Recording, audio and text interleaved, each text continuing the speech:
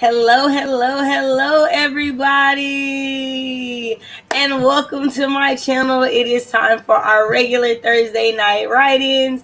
As you see, Cleo decided to walk into the room and just decided to exit herself back out because she's like, no, I don't want to be on camera right now. So tonight we'll be doing things a little differently. Tonight will be about disabilities in writing from the viewpoint of those of us on the screen who deal with disabilities on a daily basis. And so before we get started, we're going to go ahead and introduce ourselves, tell you a little bit about ourselves, and then I'm going to get into the comments. So for those of you who don't know, I'm Cache. I write short stories and poetry and the occasional blog post. Currently working on my debut novel, Jesus Never Went to College. For those of you who do not know, I was diagnosed with partial complex epilepsy in 2009. And I was also diagnosed with PTSD, generalized anxiety disorder, and depression in 2015 officially. So I have been living with those conditions, and yeah, it's been a roller coaster of things because that's a whole bunch of neurological, mental things going on, and the brain is one of those things we know very little about. So yeah, yay me, right? So now we're gonna go ahead and go on around the circle, starting with Cat. I thought we were going to go down. Hey, my name is Catalea. I can't remember what the first question we had to answer was. Just who you are, what your disability is, what you write, just the basic little biography type stuff. You know. I'm bad at those. Still bad at those if you remember me from previous live streams. I'm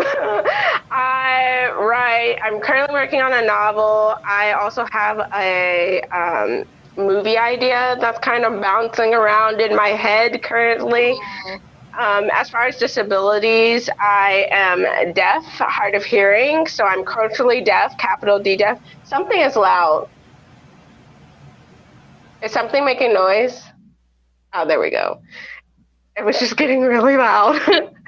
I am deaf, hard of hearing. I currently, so around my neck, I have a Roger pin, and it helps me, it directly goes to my hearing aids, the sound of what's going on.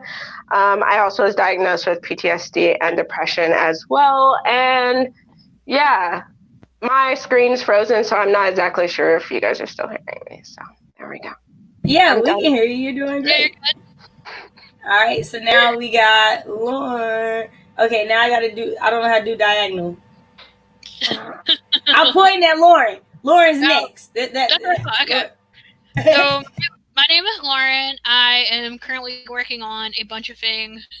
I'm wrapping up a collection of poetry. I'm waiting for the illustrator to finish up the last two drawings. So hopefully that book will be out shortly. I am also editing a paranormal romance story with my sister Nicole, and I am trying to finish an outline for a fantasy short story.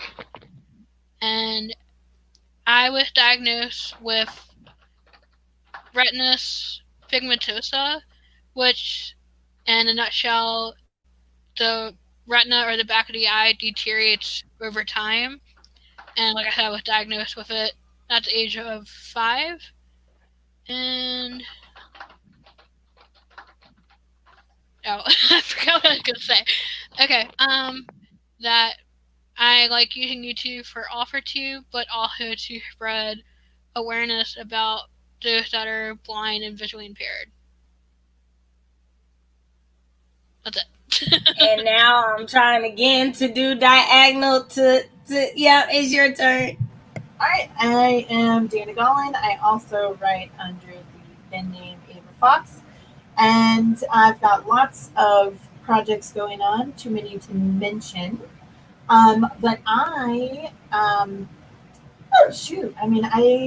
the caretaker. My son was diagnosed with infant onset autism when he was 3 years old, and my husband has a terminal illness called acute intermittent porphyria. And 2 years ago, I I acquired a spinal cord injury, and it's like acute injured something. I can't even remember the official term of it, but it does heal, just not mine. So, so yeah, so it's very interesting. Very interesting. That's me. All right, so now let's get into the comments. And I did see someone. Let me remind you guys that I am sensitive. I have had my coffee, so I'm very, very sensitive, and I'm not gonna come for anybody today. So please just be nice. Because I will admit I do have Lauren on my side. She already got on somebody for getting on me, and so if I have to send her after somebody, trust me, I will. You're gonna Trust put me, me on the spot. I'm not afraid to use my new secret weapon is all I'm saying. That's Well, all I I'm mean, saying. it's your own fault. Why would you deprive yourself of coffee? Well, it's because I was trying, I'm not supposed to have coffee, if I'm being honest. I'm supposed to have like not even decaf. But it's just one of those things that I just can't give up completely. It just calls for me. It does. Oh, if I don't have it in the morning, what? Like, just avoid me. Like, it's like I will take See, your head off. right? Like, but that's the thing is, fortunately for me, y'all can't really tell when I haven't had coffee because I'm just this bubbly personality person, you know. So we got Devin coming in. Howdy first. We always say it's not a stream without Devin. We got Sarah coming in. I saw Sarah on Camille's channel with Sarah, Camille, and Austin earlier. It was a great stream. Hi, Autumn Ashley. I don't think I've seen you on my channel before. It's so great to see you tonight. We got Camille. Hey, I'm be working on chapter 10, girl. Heather is joining us. I saw this and just about jumped out of my seat. Yay! Heather, I'm going to be sending you a message because I need to hit you up about some editing stuff. We got Arthur Morgan Lee in here, and Heather says she's truly excited now and pumped up. Let's see who else. We got Jeannie in here who says she's here to listen and learn. Autumn says, I've never watched any of Cachet's writing sprints. I'm super excited. I'm excited for you to be here. We have Lindsay Puckett. I didn't know there was a disability write-in. My people, hey, Lindsay. First of all, that is a super cute avatar. I don't know where you are or what you got going on, but all those flowers are just giving me so much pretty. Heather says, I take a week off streaming and see where it gets me. I had no idea this was happening. Yeah, I announced it last week, and then I said something about it on Sunday, and I said something about it on Tuesday, and I don't know what to tell you, Heather, but I'm glad you made it, right? Let's see who else we have. Oh, Carol slides in. Stevie came in smashing the like button and trying to shove dinner in her face. Hope to see you soon. Glad you're here. Alley Cat was here and early. Jennifer came in and ducked in the back. Oh, snap. We got Nicole. Cat pulling double duty. Nice. Sid is in the house. We got Miss Barbara. She says, don't touch your face. I love that your avatar is just constantly changing because I know that's not what you had when we were in Tamara's stream earlier. Let's see who else in here. Yes, I am sensitive. Please understand it. Oh, Spence made it. Finally got to a stream today. Glad I got to see you. And it's the bro Grayson. He made it. Samantha is here with us. All right, let's see. Oh, dang, it just jumped real fast. Where am I? Bad. Carol letting you know that you're doing good, Kat. Oh, we got Shanita. So glad you made it as well. You know how much we love your avatar over here. Jeannie letting Kat know she came through fine. Hello, Queen Tamara. Glad you here. Yep. See, Nicole, we always got your back. Yo, ooh, I love y'all, man. Let's see who else we got here. Yep, sensitive. Eva joined us. Happy Thursday. Hello. Aphrodite. Hello, Queen. Hello, Queen. Glad to see you. Not a fan of coffee, prefer tea, but I will make it for Lauren. I love tea, y'all. Like I have like a whole thing of tea in my little cabinet in there. Don't be fooled, y'all. She's sensitive, not sensitive. Wow. You are not on screen, so don't come for me. Let me drink my coffee. Hello, Great Fry. Glad to see you. Hi, Wendy. Hello, hello, hello. Oh, and we have Meadow. She couldn't join us on camera tonight, but she is in the comments. So glad to see you. Nice. We have Tamama Writes, the other Tamara. How are you doing, ma'am? Barbara said, I changed my avatar to match Carol Brown's quarantine anthology project. Awesome, awesome, awesome. Nice. That's great. That's cool. All right. So we got through the comments. I guess to give you guys a little bit about my condition. So partial complex epilepsy is a form of petit mal, what used to be called petit mal seizures. So for mine, what it looks like is it looks like I'm daydreaming. And what happens is it's pretty much like my brain presses pause and I'm stuck in whatever moment I was in before it happened. So I don't realize that I'm having one. I don't know that I'm having, and sometimes it can last for a few seconds to a few minutes. So that is the type of seizures that I have. I was diagnosed my freshman year in college after having a seizure during a calculus exam. And then there was like a series of tests, and we found that unknowingly I had been having these seizures ever since I was a small child. But because nobody knew what type of seizures to look for, everyone just thought I had a problem daydreaming. So yeah, like I used to get in trouble in elementary school all the time for daydreaming, and it was like I was constantly in trouble for it, but nobody knew that's what really was happening. So that's a little bit more about my condition, just to let you guys know. Does anybody else want to explain or talk about theirs a little bit more? In whatever order you want to go. I'll go. I thought we were going in a certain order, but Okay, we can go back around in a circle. Start with Lauren and go around. That works. oh man, I volunteered to go first. Yes. So retinitis pigmentosa is, well, from my understanding, it was actually caused by another rare disorder called Bardell syndrome, and it's a rare genetic disorder that affects the body physically and mentally, and it's kind of frustrating because it's different for every person that has it, so it's very hard for them to diagnose it. I think the main symptom of it is that it can cause a visual impairment.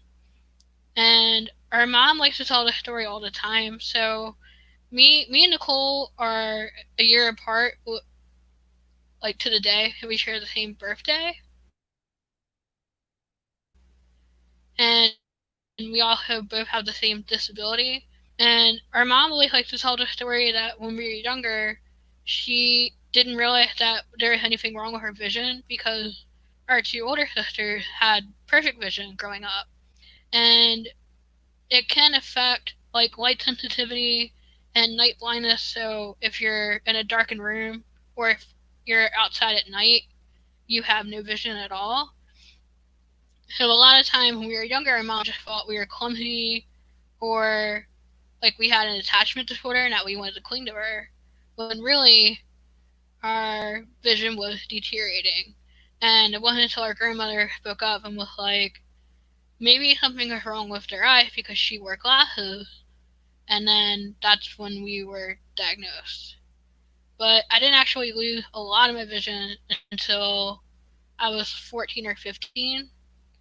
And so right now, I have a very hard time transitioning from being outside to inside. And I have no peripheral vision. It's actually called tunnel vision, so I can only see what's directly in front of me. And I use a magnifier for a lot of things because it's very hard for me to see any type of text. Like, some people are able to read large print, but I think for me, like, if like one giant word, like one little giant letter took up the whole screen, I'd probably be able to read it. That's not really manageable. So, like I said, I'll use a magnifier, or I'll just do everything on my phone since I can enlarge the size of the screen on my phone. Cool. That was some good information. I didn't know any of that. So awesome. Awesome. I was going to say I had no idea either. And you don't really think when you have infant children about their eyes because at me with my children, I was like, oh, they're perfect, they're absolutely wonderful, um, and they are. They're absolutely wonderful. And yeah, my Elijah was 3 years Right. old when. Sorry. No, go ahead.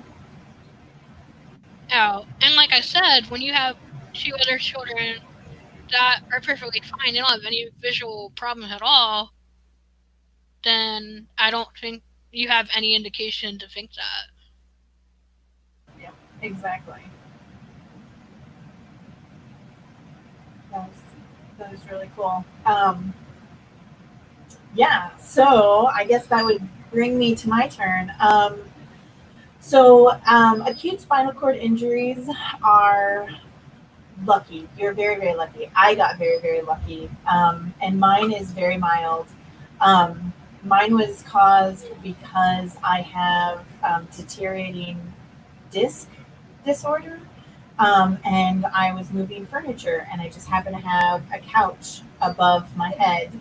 And the me, being the wonderful person that I am, I stood on a railroad tie that divides my yard from my neighbor's yard, and it rocked on me. And I held my top up, and the bottom part of me rocked like this, and my vertebrae actually nicked into the thin membrane that protects your spinal cord.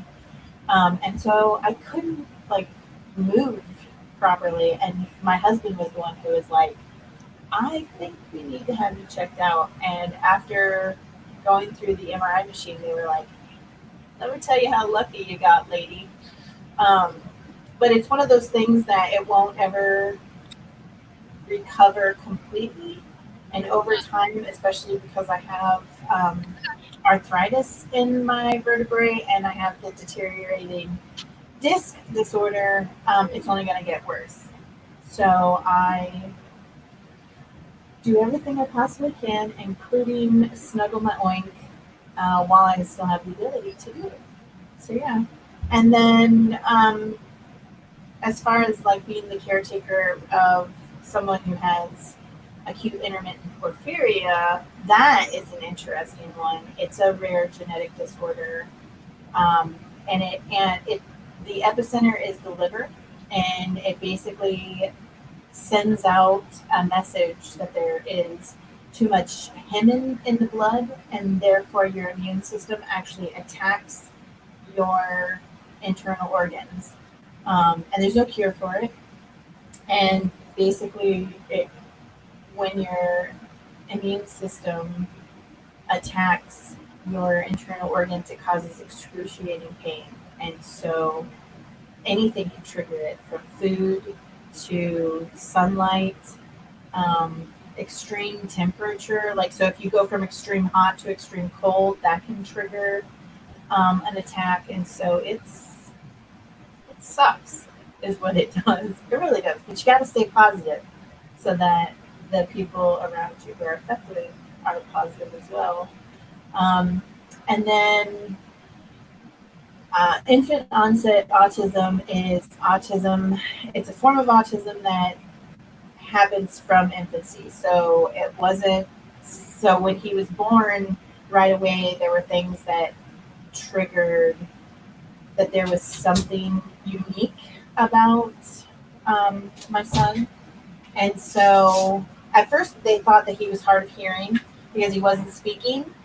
And so they tested his hearing, they tested neurological, they did so many tests, and I felt so bad for him until they finally, by chance, I just happened to go in. He had the flu, and the doctor who was attending the emergency department was like, can I have 5 minutes alone? Me, your son, and the nurse. And I was like, don't touch him, don't talk to him, don't look at him, don't take the blanket off of his head. Basically, just leave him right there where I put him And 5 minutes later, he legitimately came back and he was like, "Dude, you know that your son's autistic?" And this was in 2001. And I looked at him and said, "Well, he loves to draw, but what does that have to do with anything?" And he said, "No, no, no. He's autistic, not artistic." Wow. Yeah. How old is your son? He's 18 now. He's 18. And he was legitimately at 3 years old, he was given a list of all the things he would never do. And we have made it our like life's mission to do everything on that list, to include drive a car. She's pretty good at it. That's amazing. That's awesome. I'm not gonna cry. That is so awesome. That warms my heart. Yeah. The only reason I'm not crying is because I've got plenty of stuff. I'm like fidgeting. I fidget when I tell the story of my son because it's like with me, when it was me, I was like, it's fine. It's me. I can deal with this and I'll conquer it. When it's your child, you're just like, I don't know. You almost feel helpless at first, but then you get this thing inside of you, and you're like, you know what? No matter what, we are going to do every single thing that they say you can't do. We're going to do it, and then some. So, yeah. I think that's crazy because my grandmother was the same way about me. So when I was born, I was 3 pounds, and so that's originally where we think like that. I started having seizures from birth, but we didn't know everything that was going on, and so like I there when I was a kid, I couldn't speak properly, and so I had to go to speech therapy, and they told my grandmother that I was going to be mentally handicapped and I was not going to be able to do things, and my grandmother was like, "Not my granddaughter." And of course, here I am now. So we see, like, she was like, "Y'all not speaking that over her." And so to know that there are other parents who are the same way, that makes me feel so good, because when your child does have a disability and does have things that make them different, like your biggest ally is your parent. And so to have that parent that believes in you and the rest of the world doesn't, like, that's a great feeling. So just kudos to you. Like, yo, you deserve it. You deserve it. And it was really shocking because, the whole time you're building this tiny little human, you envision all of these things in your mind that are these great things. He was going to play soccer, he was going to play football, he was going to be an academic, he was just going to be all of these amazing things. And then you get this diagnosis, and at first it was like, whoa. But then that's when I flipped the switch and I was like, you know what? He's going to do amazing things. They're just going to be different, and we're going to have to work a lot harder. And so when he was 5 years old and he started talking, we celebrated. We went and we got sundaes and buffet and everything that he wanted because he finally spoke a complete sentence.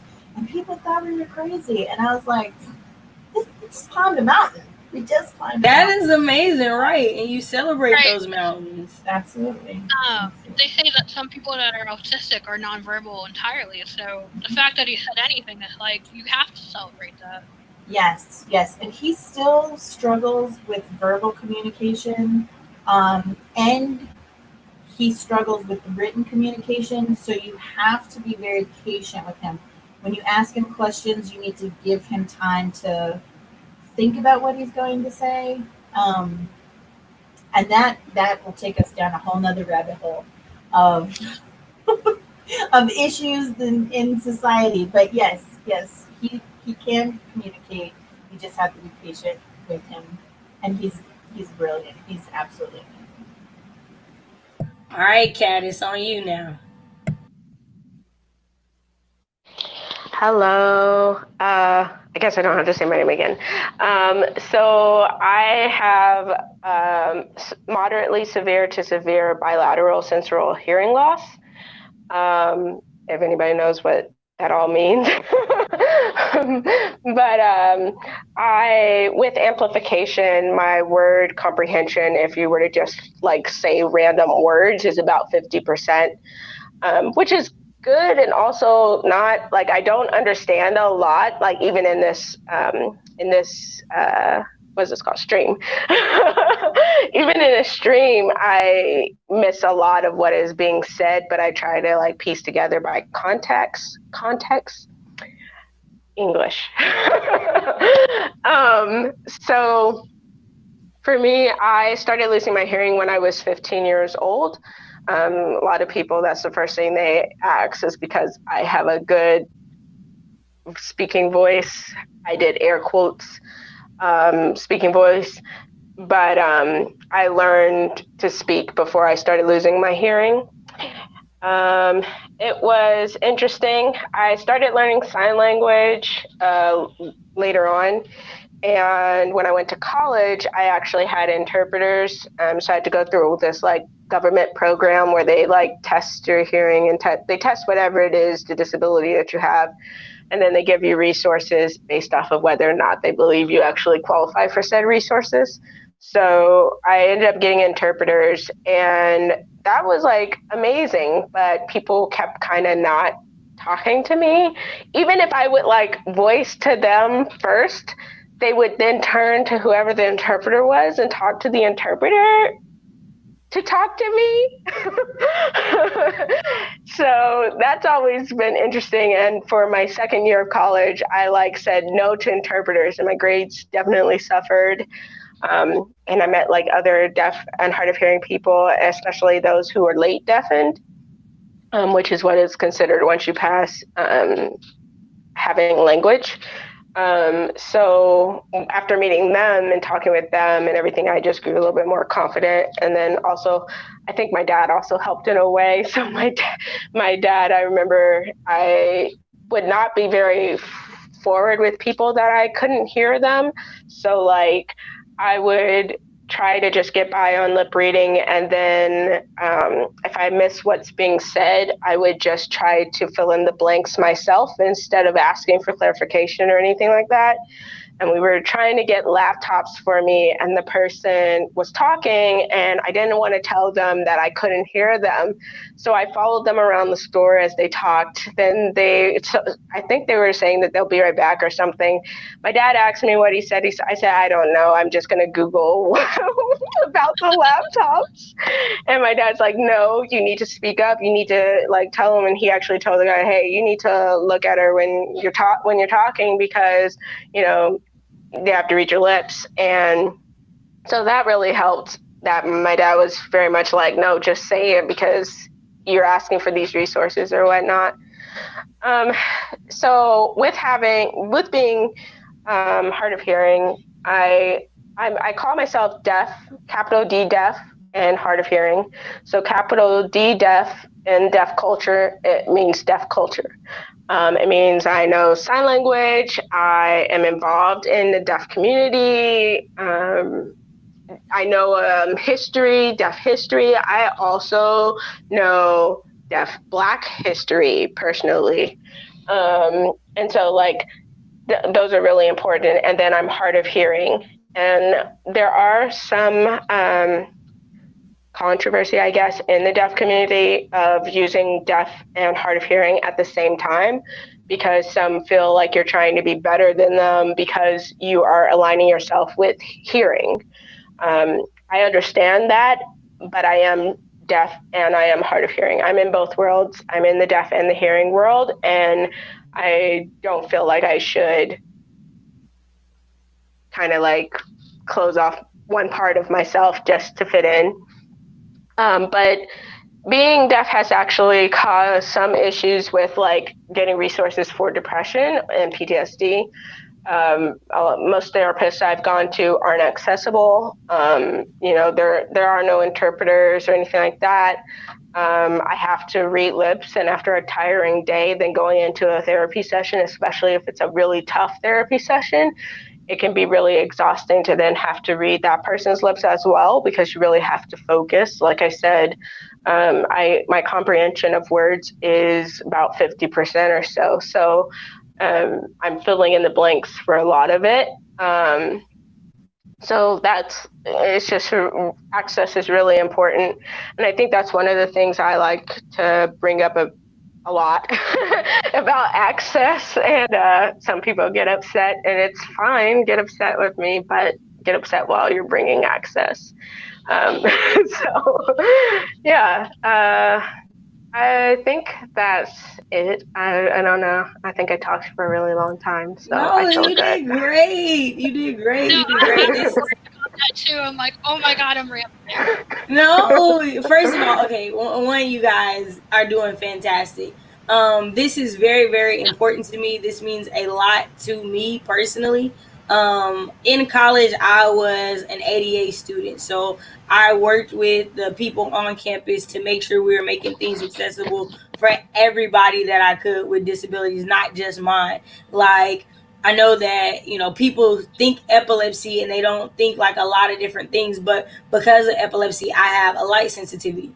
If you guys remember, before I came into the office, usually I would be out there and I would have to turn my screen off all the time because that light would be directly in my face. When I'm streaming in here, usually in the daytime, I don't use the light, I use the windows because I can't deal with that much light coming into my eyes. And I can't, I'm one of those people that you know how you'll be driving in a car and you'll pass through trees and the light that passes through trees, that can make me have a seizure. Like, I have to wear sunglasses, I have to do things like that to like guard myself, from that. So the fact that we're having these conversations and we're talking about these things are super duper important to me. And from the comments, it's super important to the people in the comments. So definitely don't think you guys are like doing anything wrong or not talking too much or anything. But people did come here to write, so I am gonna put the timer on the screen and we are gonna get some words in. Yeah, y'all like that segue? Did y'all like that? That was You should good. have. If you didn't, you should have. Yep, that was All right, let's like get this going. And like Caro likes to say, 10 out of 10. 10 out of 10. Thank you, thank you, thank you. All right, let's go. Oh no, why you want to start in the middle? See, come on, get it together, timer. There we go. And this sounds up is 20 minutes, by the way.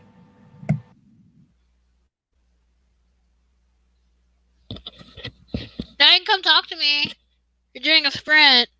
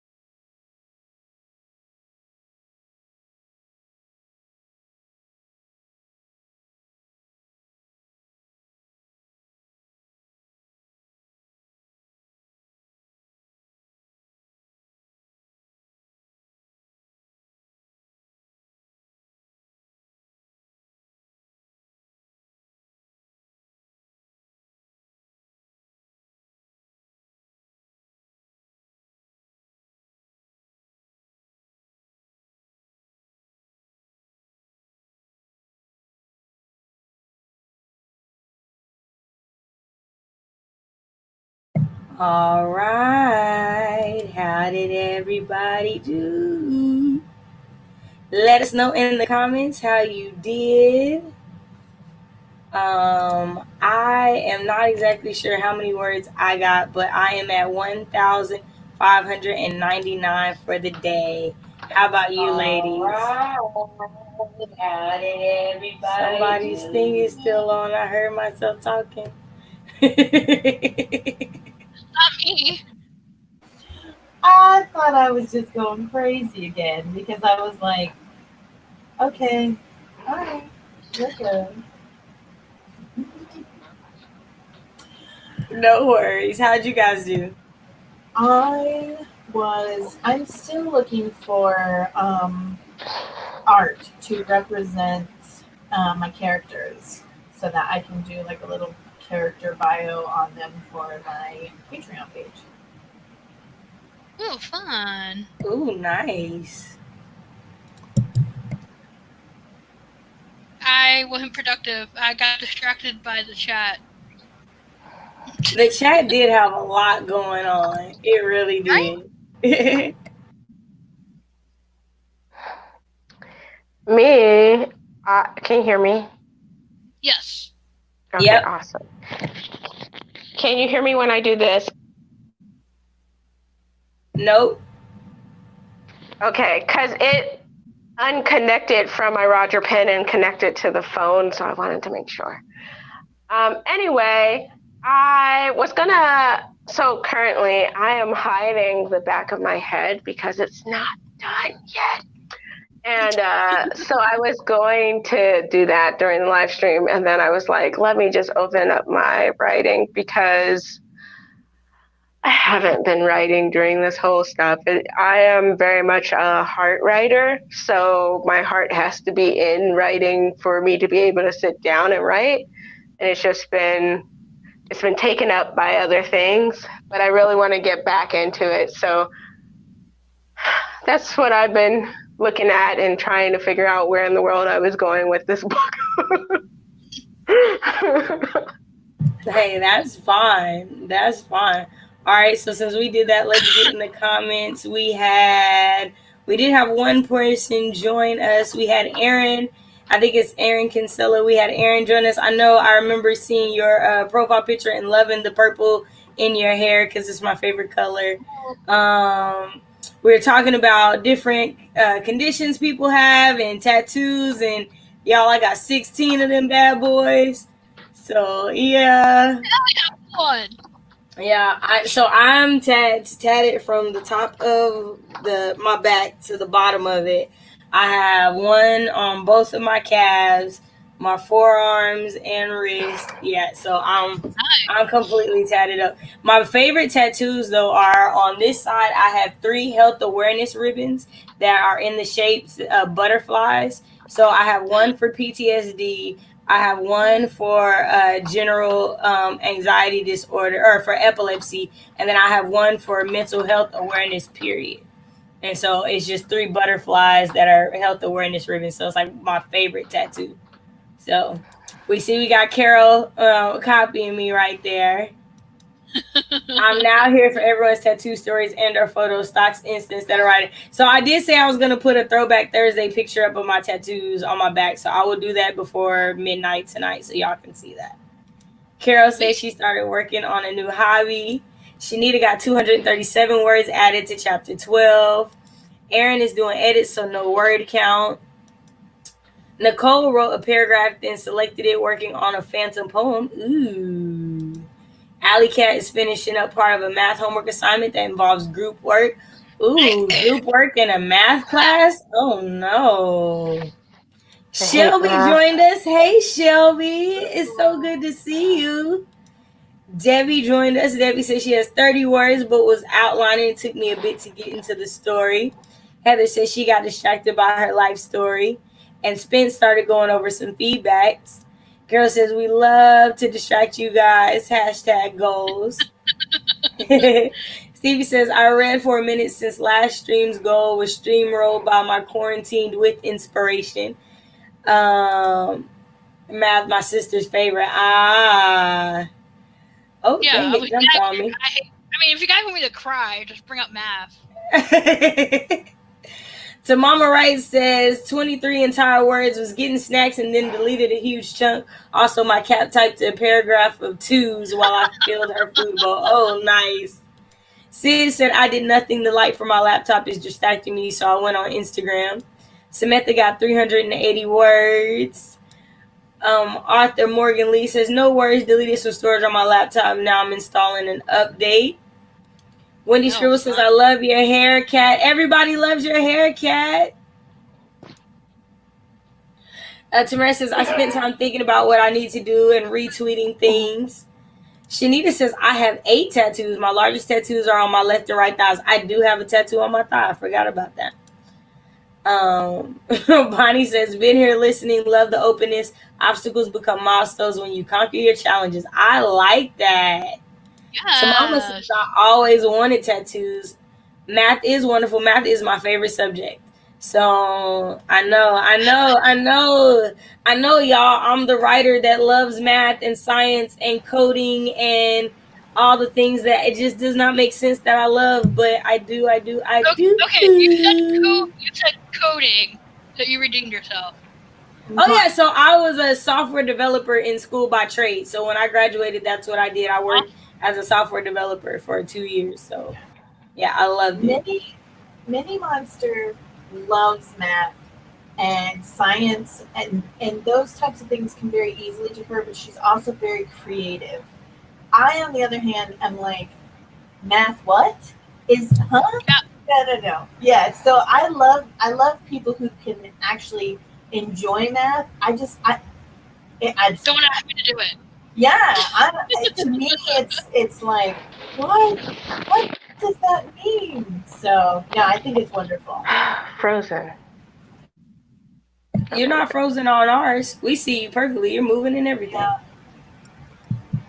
I know. It froze for a little bit, and I was like, okay. I think it's because it's on my phone and not my computer. Because the only way for me to connect directly to my Roger Pin is for it to be on my phone, because it reads it as a phone call, and it only does that. But if I didn't have it like that, I'd have to actually plug it in which case it wouldn't be right here. It would have to be like over there, and y'all wouldn't hear me. Right. Life's just easier. Life is like a box of chocolate. You never know what you're gonna get. Wendy says, I have a tattoo on my wrist of a butterfly with my favorite song ever free to remind me to follow my dreams every day. That's awesome. I just one tattoo. It was awful. Really? Okay, so all right. So I got it at a farmer's market, so. Oh, wow. It was the only black tattoo artist that people told me about. I looked at his stuff, it looked good, everything. I won't say owned, that sounds bad, but the person that owned the place was white.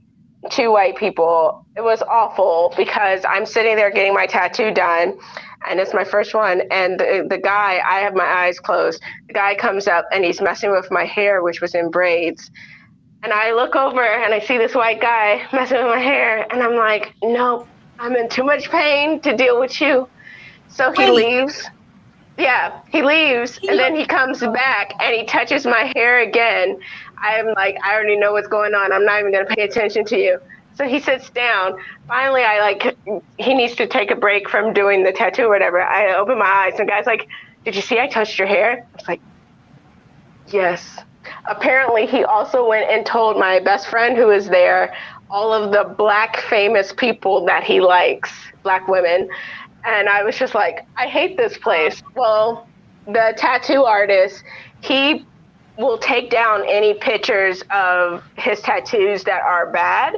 So you never get to see. So I posted about the tattoo he did, and he had it taken down or whatnot. Yeah, so I need it fixed at some point. Okay, well, if you ever come my way, I will get you to somebody who will get you right. So, okay, so I I am a very spiritual person. I'm not necessarily a very religious person. So I do have scriptures tattooed on me that like mean something to me. So on this forearm, it has Matthew 10:16, which says, "Be wise as a serpent, but harmless as a dove." And I have the Chinese symbol for wisdom. And then on this arm is Proverbs 16:3 that says, "Commit everything you do to the Lord, and He will make your plan succeed."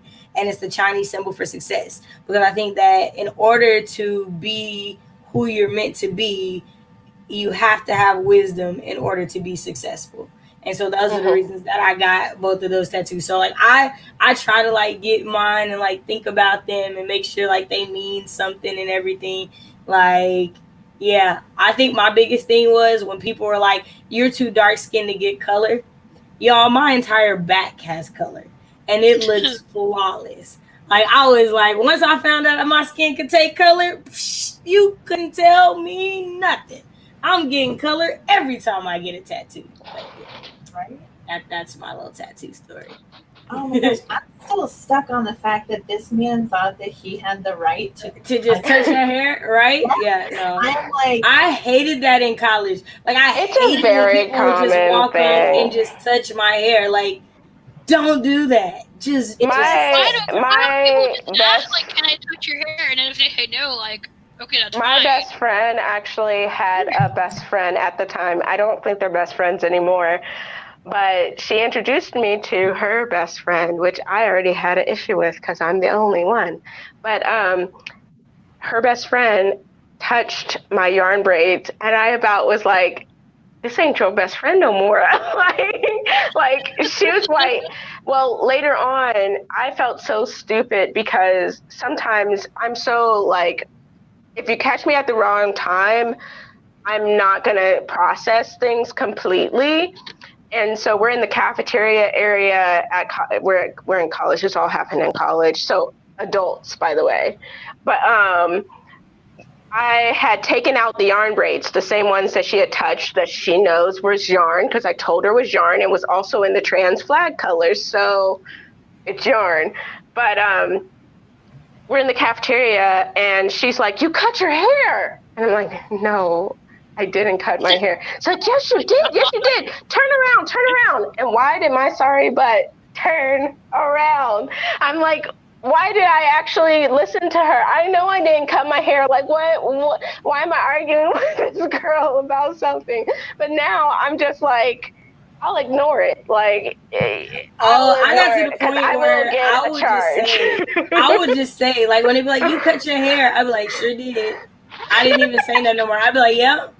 And they'd be like, "Oh my God, it's your gonna hair be grew so super fast." long tomorrow. Right? It's gonna be super long next month, and you just gonna have to deal with it. Like, yep, I wouldn't even care. So you got everybody talking about your story right now. OMG, no. Oh, hell no, says Stevie. You, good Lord. Oh, man. That story just got exponentially horrifying. Everybody has something to say. Wait, Tamara says message retracted, and it probably wasn't anything, but I'm just like, if it was something like cuss words or anything, yes, I almost said ASS, but I don't know what cuts you off on a stream on YouTube.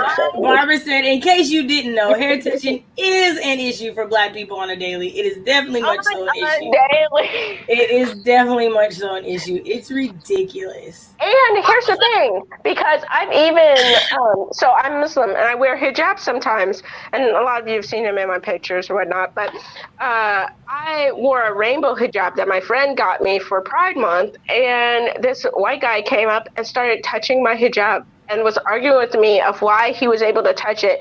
And this was the first time that I've ever had where another white person who I actually had just met and now we're like good friends, actually got in between that person and me, like legit, like pushed their way in front and just like got angry in his face. And I later on would tell them, I was like, that's the first time that a white person has done that for me, and not where it's this thing's happening. You know, I keep arguing with this white person. They eventually leave, and then another white person comes up. "Oh, that person was really bad. I'm so sorry you had to go through that." Like, no, step up. Like, why are you just gonna come up to me afterwards? Like, step up, step in the way. You know, because people are not taught to take action anymore. They're not. I was in the airport with Minnie Monster, and a blind man was sit next to us by one of the airport employees, and he had missed the announcement that they were not serving beverage on the plane because of the beverage bug. And no one thought to tell this man to repeat the message that they had just said. So I looked over and I was like, "Hey, they're not serving beverage on this plane. So if you'd like, I will help you get to the shop and you can get some beverage for the flight." And he was like, "Yeah, absolutely." So we got up and I led him into the store. We got the beverage. I came back. Minnie Monster had tweeted her youth group. And suddenly I was like the hero of the day. And they're like, "Your mom's epic. She's a hero." And I was like, "No, I did the right thing. This is what we are failing to teach our youth. Exactly. You do the right thing. You take action. This is what you do." For that man to touch your hair, your hijab, your anything, to physically put his hands on you in any way whatsoever, it's no wonder women don't want to travel by themselves or go to the store by themselves. If you have morons that is assault. That is assault. I'm like, oh my God.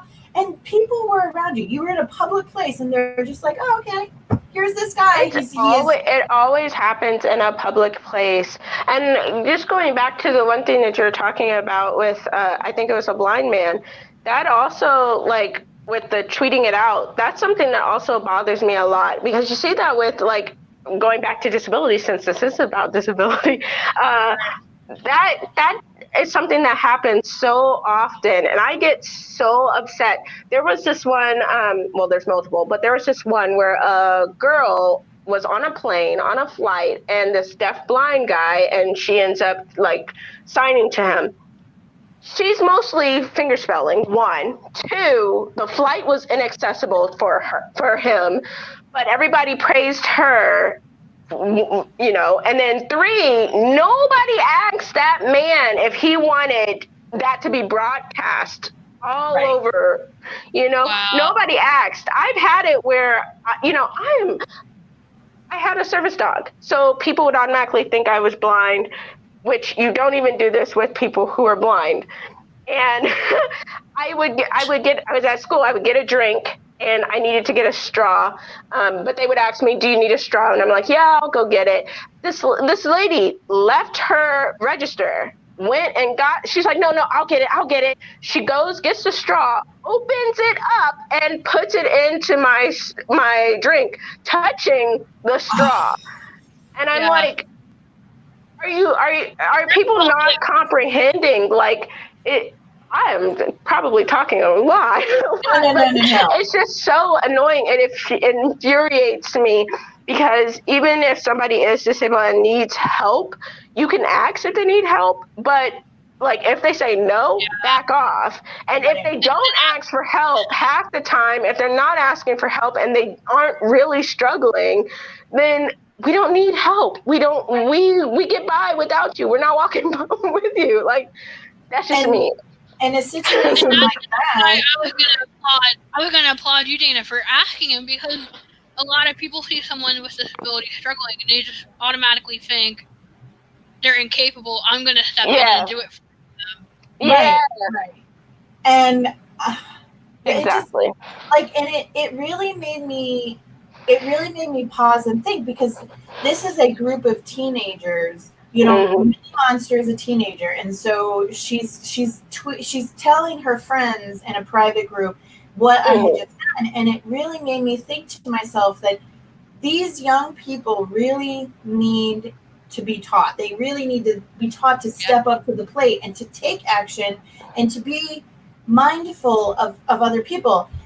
In that situation, somebody like me, who is a gerbophobe, I would have been frozen I couldn't eat the drink the drink. I literally threw it away. Like, 'cause I do have PTSD, and food is one of those things. Yeah. You can't touch. Like, what are you doing? I don't know where your hands have been. And this is why I travel. I always have somebody with me, because if I'm in a position where now I'm frozen in fear because someone has unknowingly touched my food or touched my drink, and now I'm like incapable of functioning, they have to step in and they have to be like, look, can you replace this or whatever? And I'm like, yeah, it's infuriating. It's like, ask first. I know you want to do the right thing, but ask first, and then don't just assume that people want your grimy hands all over their stuff. It makes me mad when my drink comes out of the drive-thru and it's got a straw in it already. I'm like, somebody want a Pepsi? Oh, it drives me crazy. I mean, especially after Catalina was like, "No, I got it." So like, and then the lady at the register is going to do it for you. It's like, why? You already established that you can do it. Yeah. All right, so that brings us to the next thing about living with these disabilities and just how they affect us as a writer. You're fine. You're fine. Answering that question. You're fine. Like, we started right. Like, that's what I was like. So that leads us to the next question. Now was exactly. Technically we did that on purpose. Right, no, this was all a part of the plan. Y'all knew, y'all was reading my minds. We had that host telepathy. There we go. Telepathy going on. I got the word right. I got it that time. But just living with these as writers and how they affect you as a writer in your process. So for me, I've talked about the epilepsy. This time I'll talk about the PTSD. So in 2015, I was diagnosed with PTSD. What happened was I had a PTSD episode triggered by the police breaking into my home, and my brain simulated a stroke. I ended up completely paralyzed on the right side of my body. And it was literally from fear. I was so scared that my body told my brain to freeze, and it did. And so I went through physical therapy from August to December to be able to like walk again and write, even though I was left-handed. It was to do that. So to do that, though that has a big, profound effect on me as a writer now. So there are a lot more things that happen through that. Now I have a migraine condition, so I have to be wary of that. So I know a lot of times I am constantly doing things to make sure that I am guaranteed writing time. So like one of the biggest things that has helped me is the writing streams. Like I know that I'm definitely going to sit down at this time, these days of the week, and get some words in, because it's harder for me to focus when I'm by myself. It's harder for me to be able to keep that and maintain that. And now, as I've done it, that was 2015, it's 2020, 5 years later, I'm so much better at being able to do that by myself. But there's still like a lot of things that it takes away from for me. So I know like that's what it is for me. What about you guys? This time we'll start the opposite way with Catalina and work our way around to Lauren. You're muted. You're muted. You're muted. Yeah, I should have known that because I can't hear myself even when I mute it. Anyway, can you say the question one more time, just so I can get it? No, it's just how your disabilities have affected you as a writer, your writing routine, things like that. Yes. I don't know why I keep freezing, but I'm not frozen for you guys still? Nope, you're perfectly fine for us. That's so interesting. So for me, I guess like my deafness doesn't really impact my writing. I will say the only way it does is if I have spent like a considerable amount of time not voicing and only signing. So like if I'm around other deaf people or interpreters and we're only signing, then when I get to writing, because ASL and English are two different languages, they have two different grammatical structures, I sometimes start writing in ASL like syntax or whatever, if that's the right word. I don't know. I probably used a big word that wasn't correct, but no, you did. I just want to say that's something I never knew. Like until you told me this when we first talked, I didn't know that ASL and English had different contexts and syntax. Whereas like I had no idea until you told me that. Yeah. So thank you for Actually, mentioning. it's quite interesting because I think it's all across the country. I don't think it's just by state, but it was made law that police and judge and all that have to provide interpreters for people, because a man was actually convicted of a crime because they only wrote back and forth, and he wrote ASL. They thought they understood what he was saying. He thought he understood. Well, he knew he didn't really, but what else can you do with the justice system? And they found out he was actually innocent. But it was because of that lack of access. And so, but anyway, back to writing. That is one of the things that impacts, but then also like with PTSD and depression, like I said, writing is a hard thing for me. So when I get really down, I have moments where I can't write, or anything that I write is about that, like that particular mindset at that time. And it's very helpful. It can be very good, but it does hinder me if I'm like working on a novel or something, and then something happens and I have to take that time away from that book or anything like that. So it does impact in that way. And then that's it. Yeah. I wonder if, like, when you write during your bouts of depression and when you're experiencing your PTSD, I wonder if that subconsciously is your way of helping yourself to kind of get out of that hole and to bring yourself back into where you need to be able to, get back on track. So that's Oh yeah. I actually have a book called When Shadows Follows that probably will never be published, but it is, I think, 100 and something thousand words. And I wrote it it started because a therapist actually told me to write for my therapy. And I started writing like what had happened in my life in the past, what was going on. And I started changing the scenarios, and the ending was so beautiful, and the person is so strong. And even while I was not feeling very strong at that time, it definitely helped me to have that, to write that out, to write out my pain, to write out everything that was going on. So like you said, it can be therapeutic, very, very much so therapeutic. And I think that's one of the reasons why it's definitely a hard thing for me. okay. Definitely. That's awesome. Thank you for sharing that. Absolutely. So, how did that? Okay, so for me, if I am experiencing too much pain, everything shuts down, and I just stop. Like I have to take a break, step back. And fortunately, managing it and keeping it my pain to a tolerable level has helped me to be able to do more streams and to do more writing.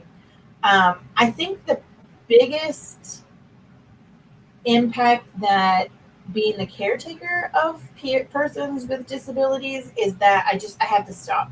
So if somebody has an appointment, which we have weekly appointments, I have to stop, and then if I'm right in the middle of something totally awesome, I can't just be like 5 more minutes, because the healthcare system's like, you were late, get out of here.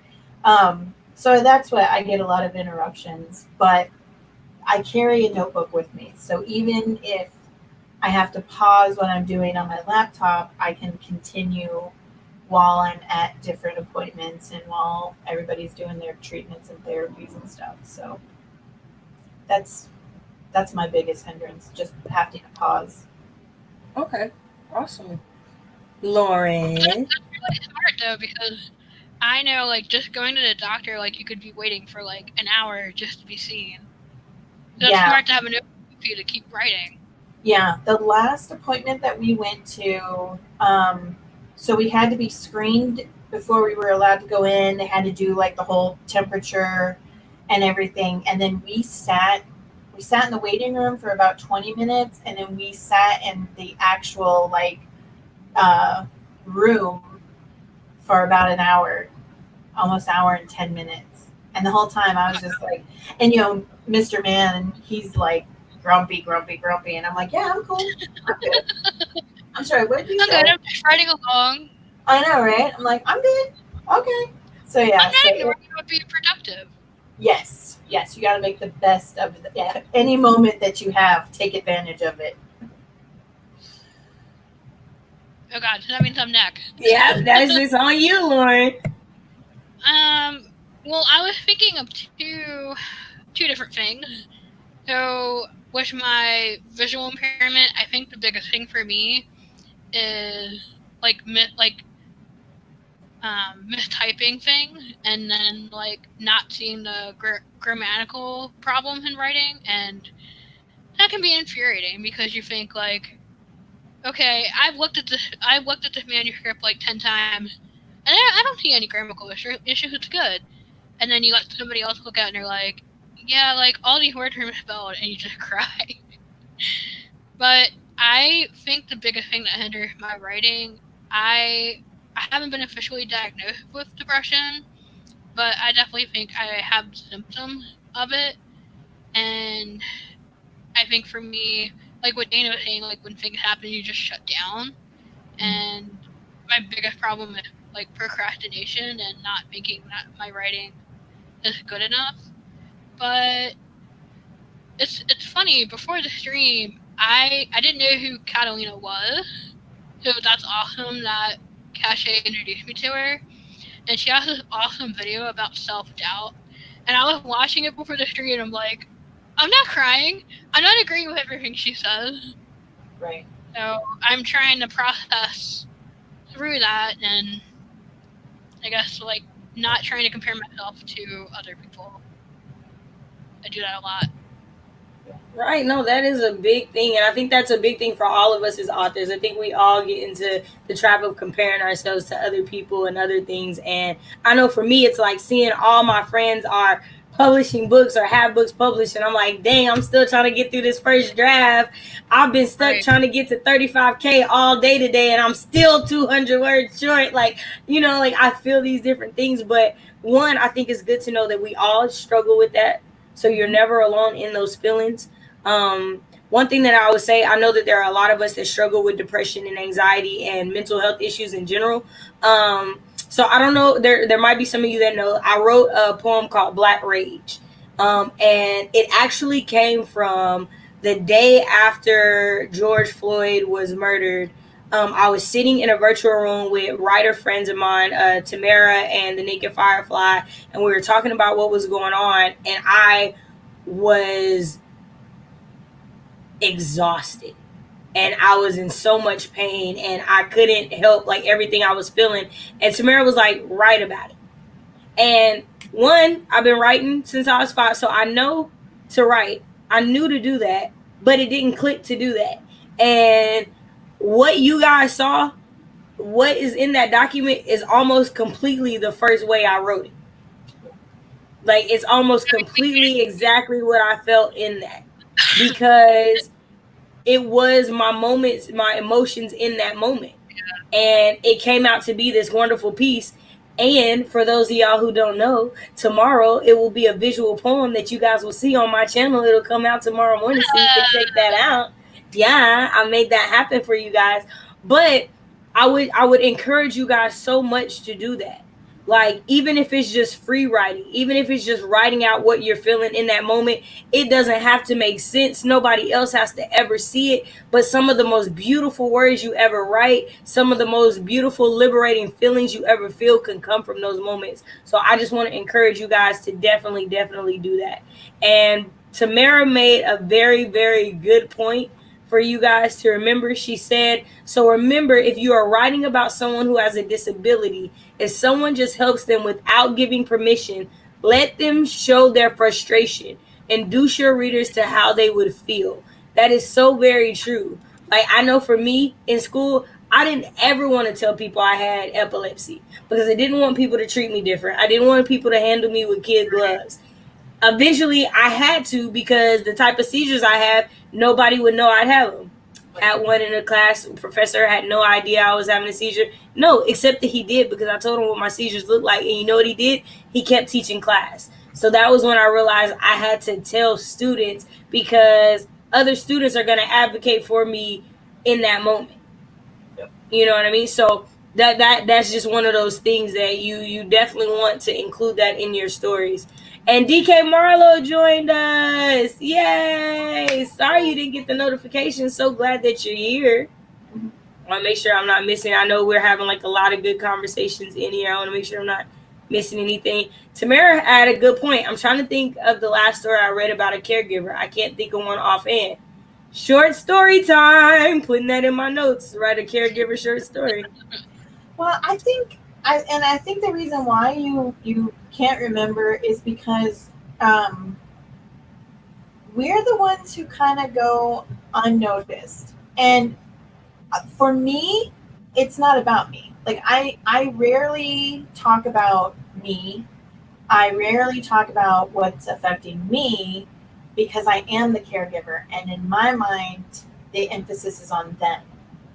Me making sure they are taken care of, making sure they're getting what they need.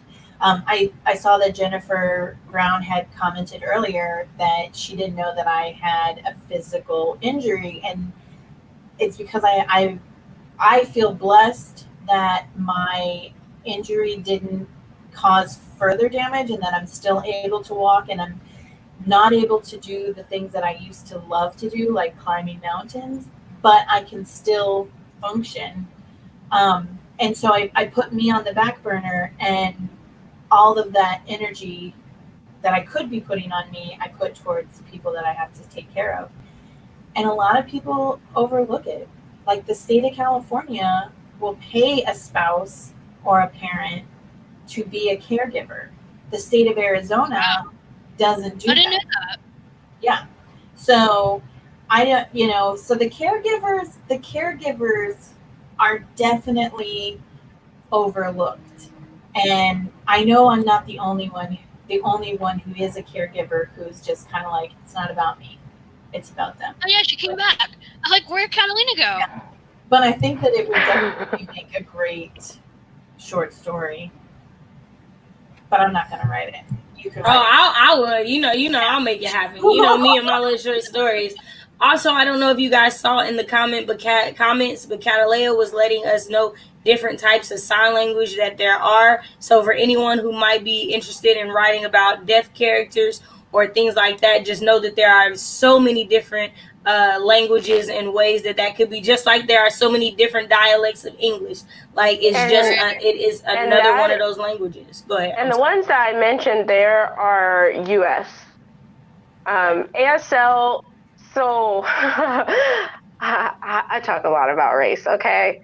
But, and even deaf community, they a lot of the times don't realize how much racism impacted the deaf community as well. And ASL is American Sign Language, but if you go to some other countries, especially in Africa and things like that, oftentimes they will know or have a mix of ASL, and that is because of colonization. That is because of what I call tourist missionaries. So going to other countries and trying to teach the deaf community, but you're not really learning their sign language. You're instead imposing your sign language onto them. So ASL is primarily American Sign Language. I am trying to learn British Sign Language, but they're crazy because they go like A, B, C, D. They have two hands. So, I mean, we all have two. Well, some of us have two hands, but... So you only sign with one hand? So in ASL, the alphabet, all the letters up to, I think it's 1,000. Yeah, up to 1,000, because 1,000 is like 1,000. But all the letters, all the numbers up to 1,000 are on one hand. But in British Sign Language, they're on two. Oh, wow. Wow. See, y'all, we learning stuff. This is what I wanted. I'm so excited. I'm so excited. Okay, so may or that may does. not like talking about this because in college, I was the director of accessibility, health, and safety. I also did a lot around accessibility with the ACLU. I wrote a strategic plan that I hope to eventually develop so that I can actually present it to organizations to get organizations to be more accessible. So, yeah, I love talking about accessibility. There we go. Awesome. That is great. All right, so we are going to get into another sprint so we can make that happen. And while I do that, I am going to put up a question for the audience since we've been answering questions all night. Give y'all a chance to answer some questions. So there will they'll change throughout the stream. So yeah. All right, let's go.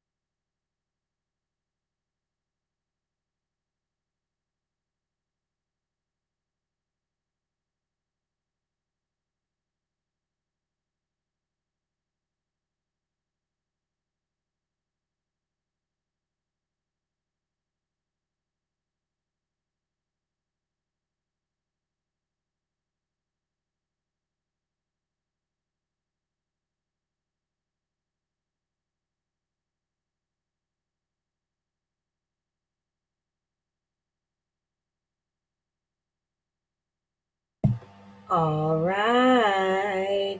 How did everybody do? Let us know in the comments how you did. We are going to go through the answers to the questions that you guys had and answer them as they have. And I just realized I didn't turn my camera back on. So now I'm doing that.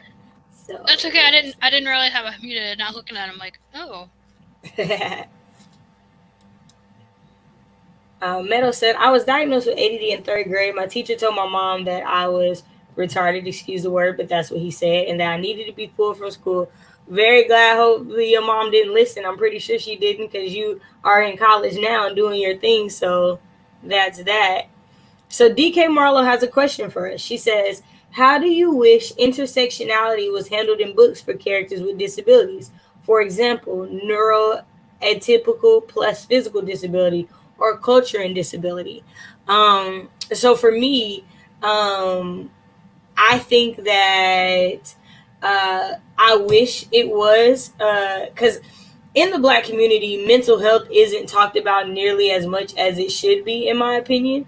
And I feel like because it's not talked about enough in real life, it's not talked about enough in fiction either. And I feel like those two things go hand in hand. There are a lot of residual traumas that come from being Black. One of the biggest things is these new 21st century lynchings that we see on camera. Like that has a profound mental effect on everyone, but especially Black people, to see those things happen on camera. And I think that it's just a topic that isn't explored enough in real life nor in fiction. And so that is something that I wish was more tackled more. I know that in my story, Jesus never went to college. Asharia struggles with anxiety and she doesn't know what it is. And so, because that was something I struggled with, she also, as a character, she struggles with the misconception that you're something spiritually is wrong with you if there's something mentally wrong with you. That you're not praying enough, that you're not seeking God enough, that you're not doing whatever these religious things are considered to be doing, that you need to be doing in order to feel some type of way. So I'm exploring that concept because in the Black community, that is a big concept. I know when I would talk about depression and anxiety, my grandma would be like, well, did you pray? Or have you read your Bible? And it's like, I mean, those are good things, grandma, but maybe I need some medication too. How does that Maybe help I you? need to right. Maybe I need to see a doctor too. Maybe I need to talk to somebody. So that's my answer to that question. What about you guys? I know, like my husband never describes himself as his disability. He always describes himself, he's a man. The only time he tells anyone about his disability is if it's physically affecting him while he's in public. And I know that Elijah, um, he hates when he has to tell people I'm autistic in order to get for them to be more patient with him. He hates it, so I don't really have an answer for you. I know when I write, I have a couple of characters with disabilities and the awakening, and I describe their physical disability, but I don't like label it. Does that make sense? And maybe I need to revisit that. Um, Right. but to me, like with Elijah, he's a man, and he wants to be known that way. He doesn't want to be known as an autistic man. So, But I that's intersectionality right there, the yeah, gender and the disease, like, because that could be very different. Men could right. see themselves very differently than we as women see ourselves with our disabilities. So I think you answered the question perfectly. Thanks. Yeah. Whichever I one of y'all want think, to go next. sorry, I had to unmute my pen. I think for me, intersectionality is like, it's important and it's something that definitely should be in books in general. when it comes to like characters with disabilities, I find that the writing is really flat. It's just about their disability. I even think about this. I mean, you can say this is writing too because it's a movie, so a script or whatever. But even Quiet Place, that was, everybody thought that was really great. Whatever, I liked it. I jumped. It was amazing. I don't usually jump at scary movies, but when it's silent and then yeah, but like it's interesting that it's just the thing that helped to defeat. Well, is this spoilers? Can I give spoilers? Am I not allowed to give Just spoilers? go I ahead. don't know what's Just going go on. ahead. Go ahead. Like we're trying to give people information, so it's fine. Okay. I knew from the beginning that her being deaf was going to be what actually ended up uh, getting rid of or injuring the monsters. This doesn't really give it away, so that's kind of cool anyway. But every single movie that I watch with deaf people in it, it's them being deaf, them wanting cochlear implant, people bullying them because they're deaf, and it's just like when will people start writing things that are away from there, Why can't we have Jurassic Park but the person's deaf? And there's nothing like, oh, the reason why they are able to get the dinosaurs because they're deaf, so the dinosaur. No, like, can they just be deaf, just like they're just hearing, But then also thinking about intersectionality, I think about oftentimes. Okay, so now DeMarco, for those of you who don't know, he's a very famous deaf man. He won America's Next Top Model. He won Dancing with the Stars. He travels, and I support him, but like I don't very much. He doesn't need my support, um, And recently he posted a thing on his Facebook that was talking about Deaf President Now, which was a protest that happened on Gallaudet University because Gallaudet University, a deaf college, had only had hearing presidents. It never had a deaf president until that protest where they shut things down. And so he's talking about this, trying to relate it to Black Lives Matter and say, deaf people have gone through this before, blah, blah, blah. We stand with you, blah, blah, blah. And all the while, I'm like, there were segregation in the deaf community. There are Black deaf people. Is Black Lives Matter only for hearing deaf people? I mean, hearing people, do you not recognize that intersectionality? But when you look at media, our books, our movies, our shows, all that, it's not intersectional. And so I feel like we definitely need that no matter what. Are you writing a character who is in a wheelchair? Okay, is that the only thing that character is about, is their wheelchair? Like, that's it? Because then to me, I look at the writer and I think, you don't have friends who are in wheelchairs,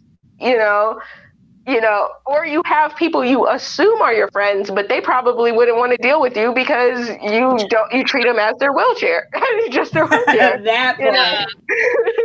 So in short, yes, intersectionality in your writing, always just don't make it solely the disability.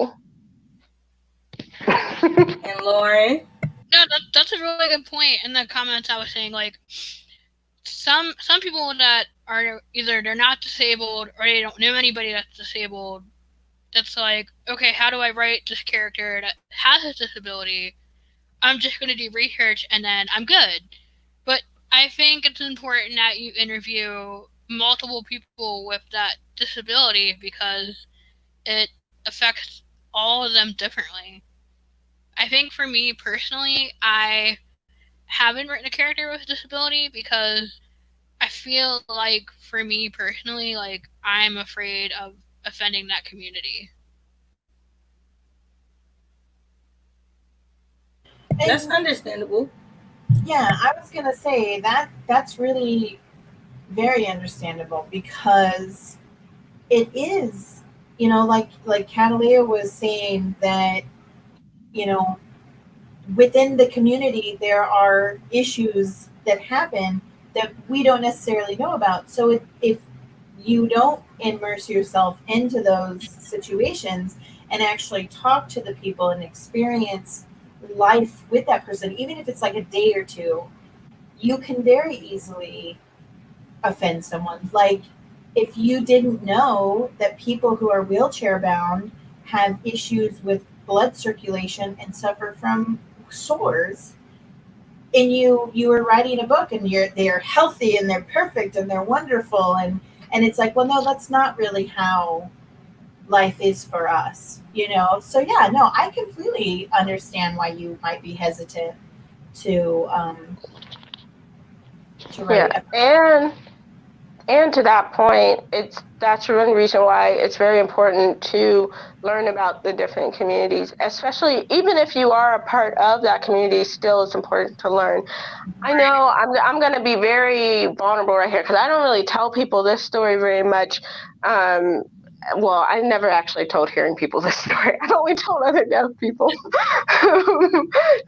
But I used to have a very bad prejudice against deaf blind without really realizing it. But I grew up with the whole thing, which would you rather be, deaf or blind? And I'm like, I'm already deaf. I don't want to be blind. I would never want to be that because what else do I have with my life?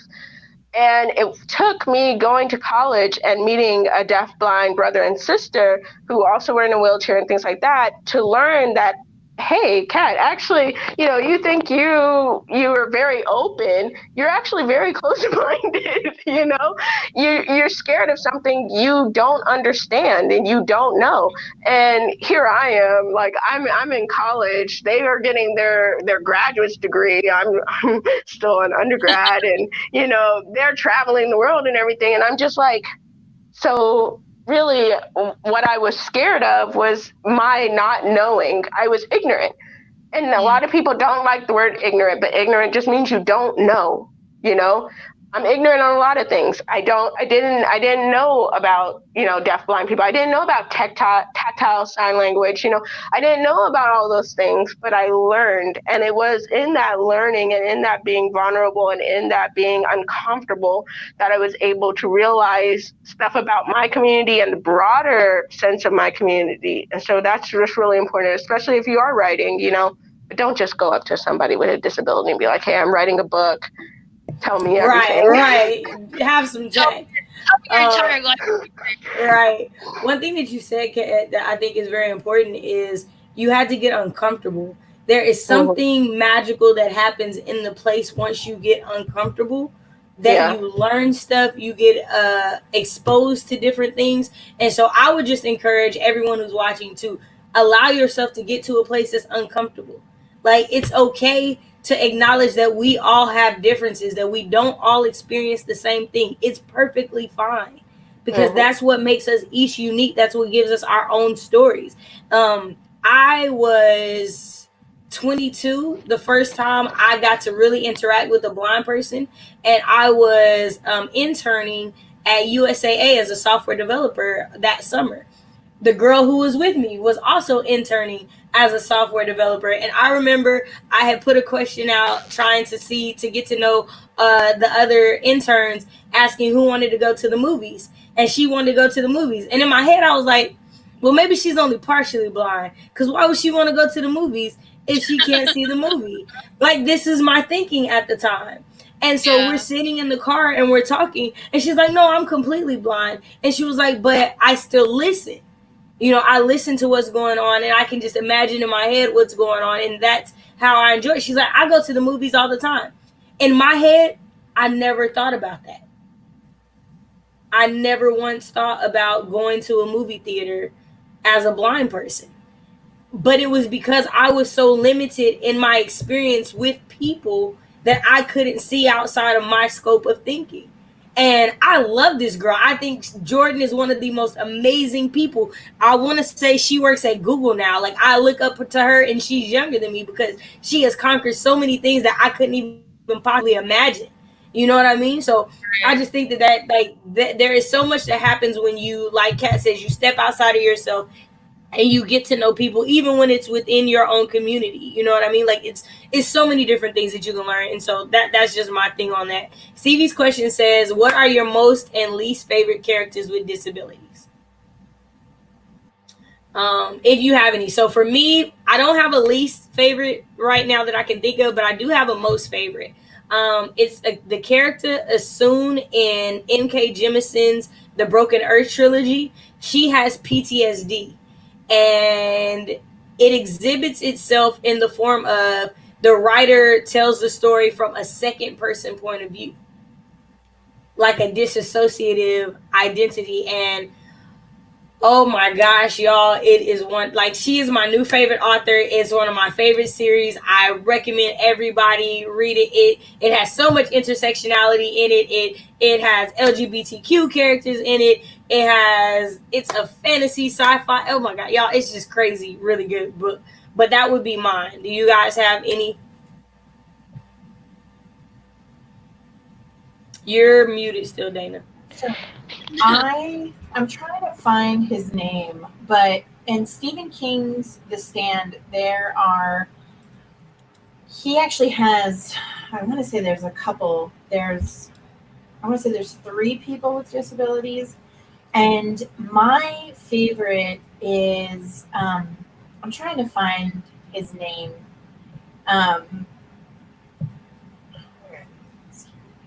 Okay, Tom Cullen he's by far my favorite because he is a simpleton and he doesn't know it.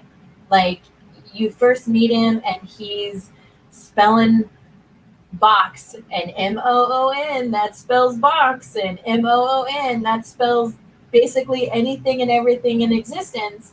And he has no clue that he is a simpleton, and it makes him be able to do whatever he wants. And he's my favorite because I love the fact that he doesn't know, and therefore it doesn't limit him.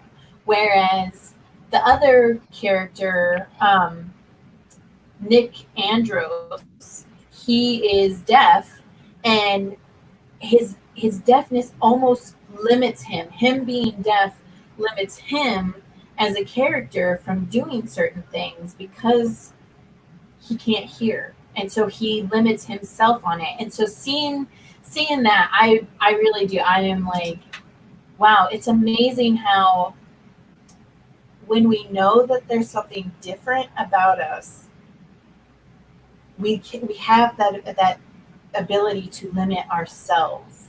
And when we look at it as it's not different, we're no different or whatever, like Tom Collins does, I'm no different than you are, we can conquer the world, And so, yeah, he's definitely my favorite character that sticks out to me.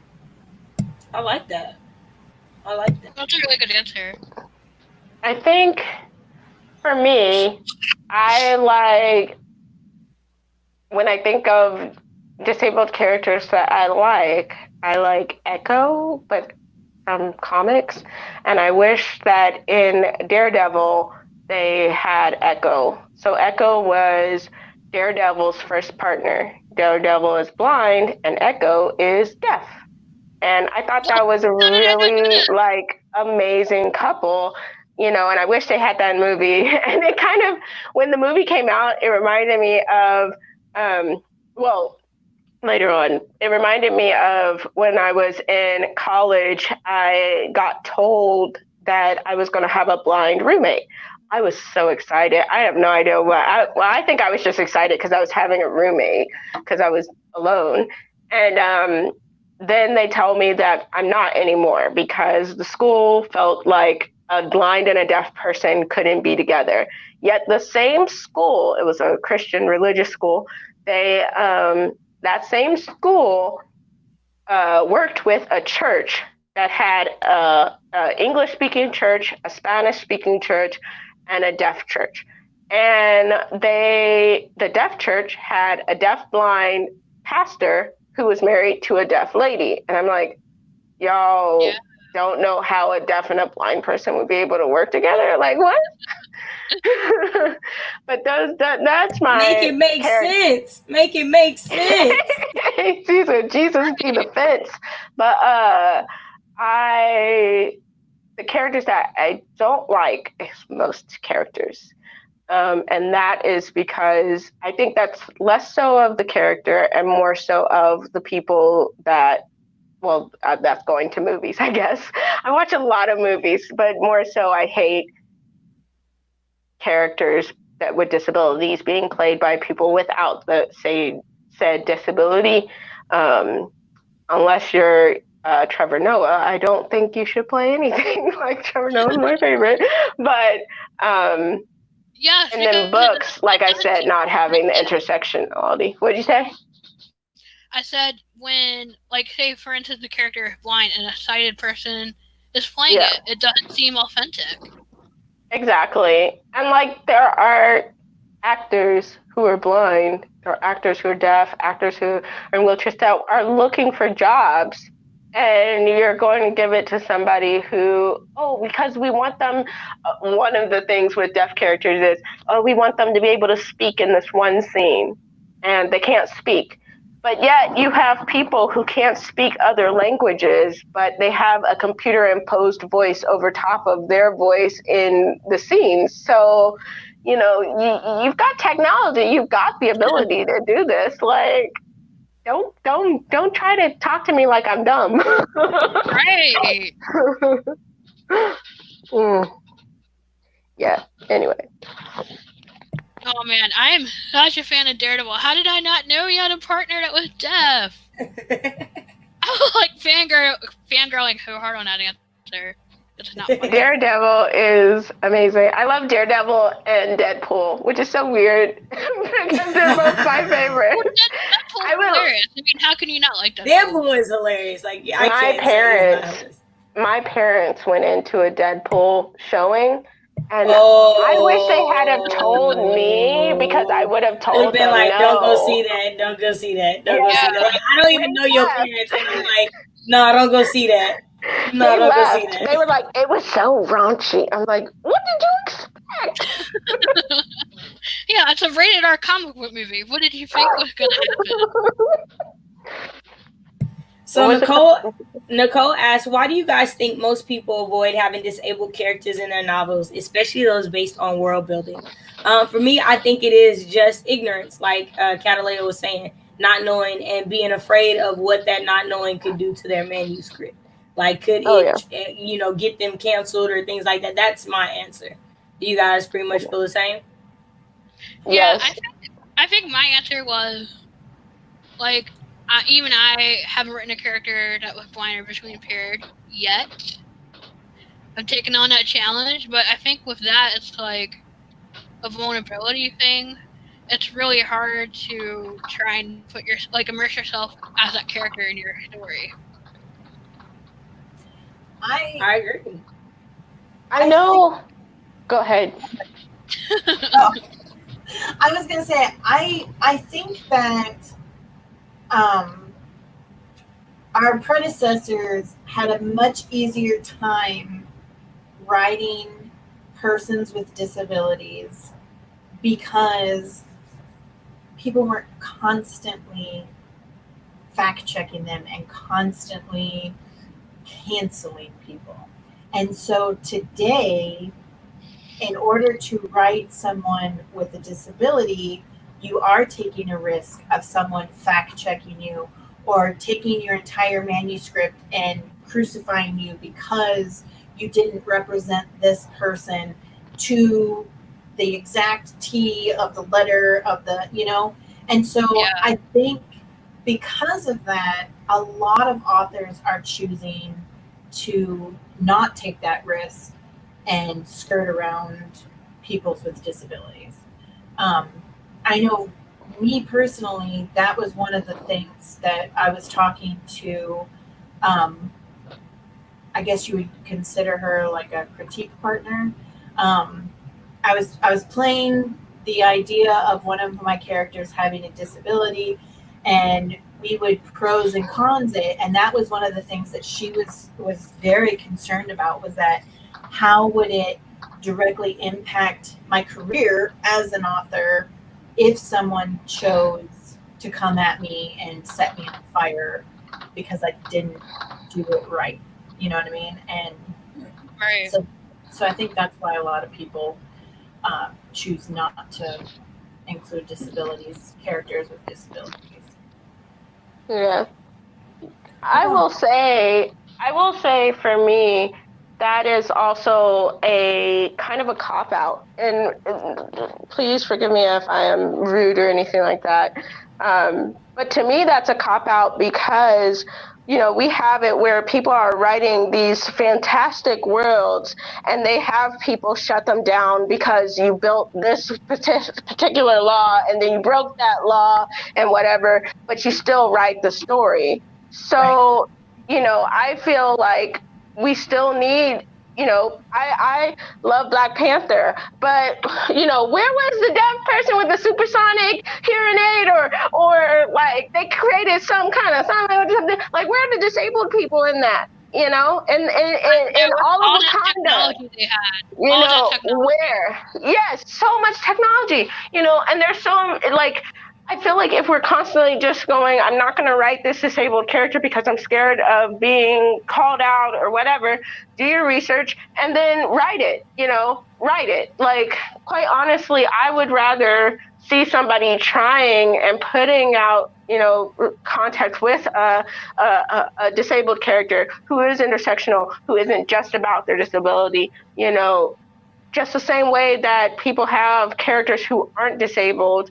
And, you know, you've got people get a lot canceled because of their non-disabled characters, get canceled because of your disabled characters, so that we at least have it. That's one of the things that I've talked to people before, because they're like, a show won't go because, you know, it won't do well with the disabled character or whatever. Well, there's tons of shows without disabled characters that aren't doing well.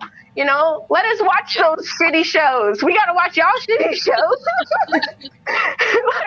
I love it. I love the honesty of it. I love the realness of it. Yeah, I think the best thing about that, though, in giving that advice, is the one thing that I think that people need are sensitivity readers. I feel like just like you have a sensitivity reader for race, you should have a sensitivity reader for your character with disability. That right there can help you so much more. Like, since I've been talking in this stream, Kat, all I want to do is write a deaf character now. I want to go research all these different languages. I want to do that.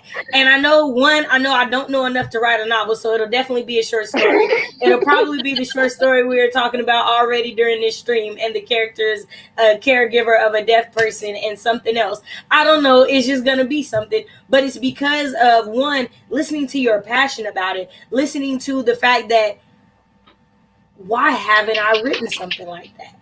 And then that brings us to that question. And for Wendy, she said for her, it's a fear of getting something wrong and offending someone. Like, I can do all the research in the world and someone will probably find something wrong with it. That, like Catalea said, that's true about anything you write. So why not take the risk? Not jumping this on you, Wendy, at all. So please don't take it that way. But just in general, just not jumping on anybody. All right, not jumping on anybody at all. But just why not, right? Yeah, I mean, that's the same thing I say to myself, because I actually had that. I have like I said, I'm working on this idea for a movie, but the main character is deaf, and I've had this idea for a really long time, and I wasn't going to write it because I'm like, well, you know, nobody ever takes material if it's a deaf character. You know, I might not write it the best way or anything, and I had to stop myself because, like, who cares? There are so many shitty books out there. No offense to everybody who wrote shitty books, but I love this. And like, if my book's gonna be shitty with a deaf character, it's gonna be shitty with a deaf character, and I'm gonna love it. Okay. I'm gonna love it. But you also have to take into consideration that sensitivity readers are relatively new. So, like, because before it became like common knowledge that all of these things. I hate using the word politically correct, but before it was politically correct to add all of these different characters and to include all of these different varieties of human beings, there were no sensitivity readers, right? So I would say there were. So I would say there were. It's just they weren't labeled sensitive readers. Right. okay, yeah, that could and that could very possibly be as well. It's But like that's diversifying the people who look over your work. Essentially, that's what it is. right. Yeah. And so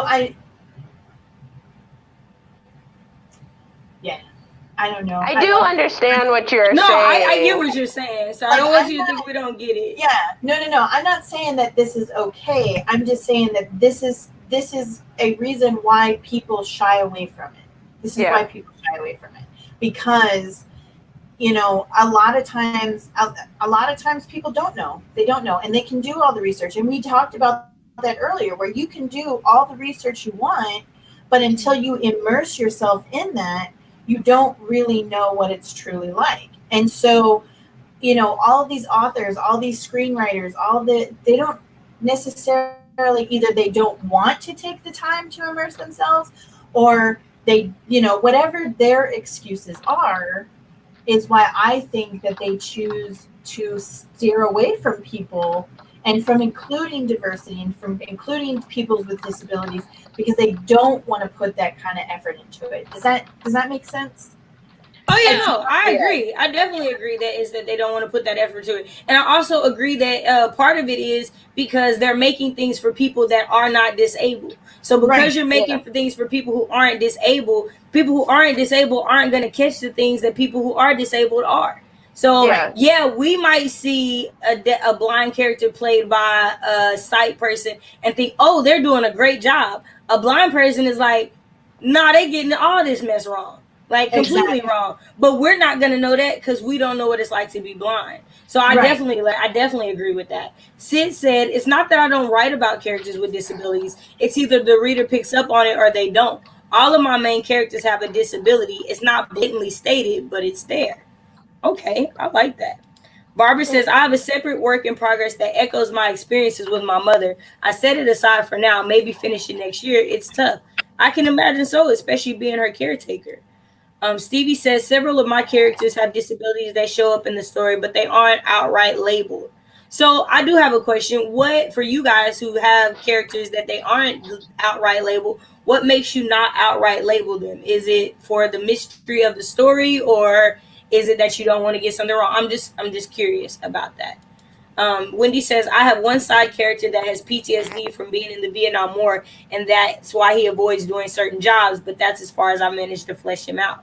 Okay, that's good. Samantha says, I feel like what I know until I get to be a better writer, just to get comfortable in how to properly express it, so those who don't have experience so they can learn. Okay, I can understand that. One, to make sure that you're putting out an accurate description for people.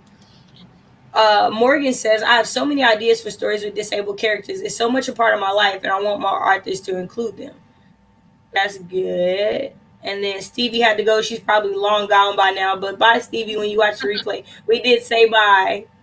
Tamara says, I don't think I've been deliberately not writing about characters with disabilities, but I think I need to examine more closely why my world isn't reflected in my book's worlds. So for me, it's very, very easy to include anxiety and depression in my story.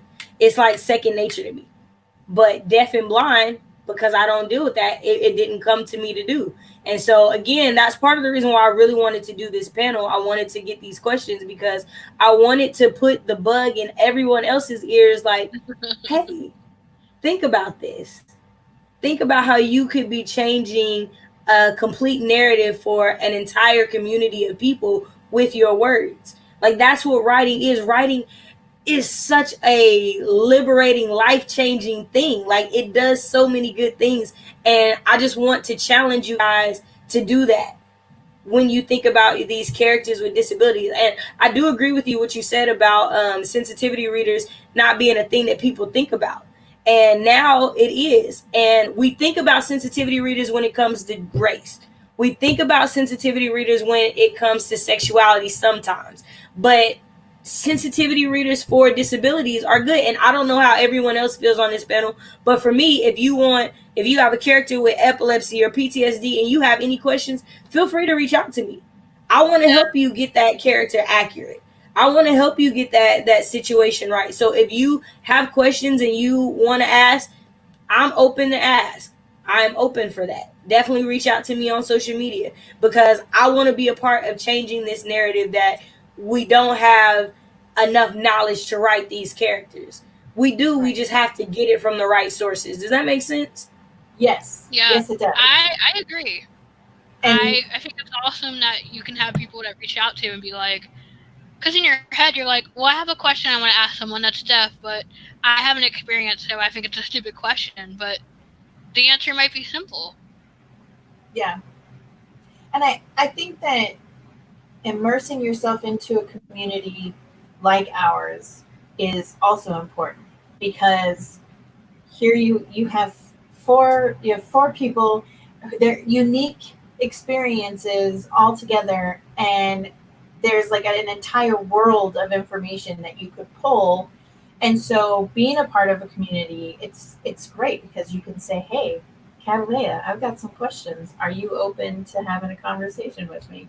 Oh yeah, because I'm gonna be messaging you questions like all weekend long. All weekend long, I'm gonna be like, so my deaf character just did this. Like, the fact that deaf people stutter. The fact that you told me deaf people stutter, and I didn't know that was a thing that happens. I stutter in sign language all the time, but if your deaf character just so happens to be a murderer, a mass murderer, make sure that they say the line, I can't hear you scream. Right? Yeah. Yes. That's awesome. Yes. I love it. I know. I was going to say that is very clever. Well, and what a unique experience that Lauren and Catalea both have shared is they weren't born with their disability. They have this unique experience of knowing what it's like to have the ability to see and to hear and to slowly lose that. And I think that if you pulled that emotion from that experience, it would make such an amazing thing, a dialogue of seeing. But nobody's going to know that unless they talk to you, unless they're like, hey, can we have a conversation? I really want to write about this and I want to make sure I get it right. And that's why I think our community is amazing. And people just need to dive in and start talking to each other to find out what a treasure chest we really do have. I'm sorry, I didn't mean to make you cry. I just think that your story is amazing. Okay, all right. No, you're fine. You're fine.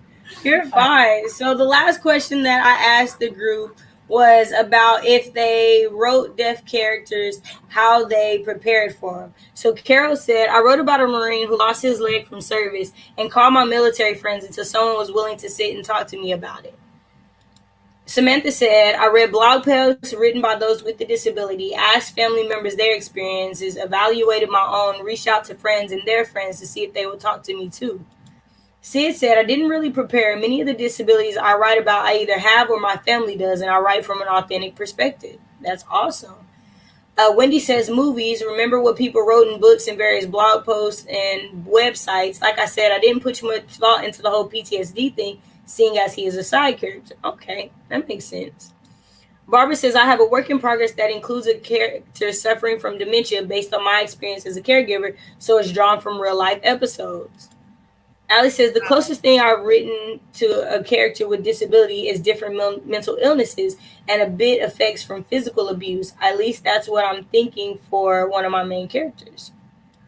Morgan says, my favorite thing, research. I'll find YouTube channels, Facebook groups, blogs of real people actually living with whatever I'm writing about. Awesome.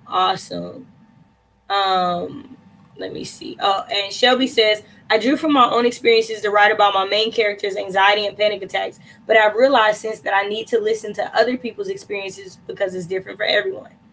Yep. Right? Sid said Dana and Cachet preaching a little too much, got me crying over here. Oh no.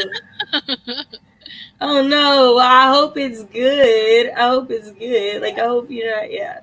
Let me see. I'm trying to get through what other comments we had.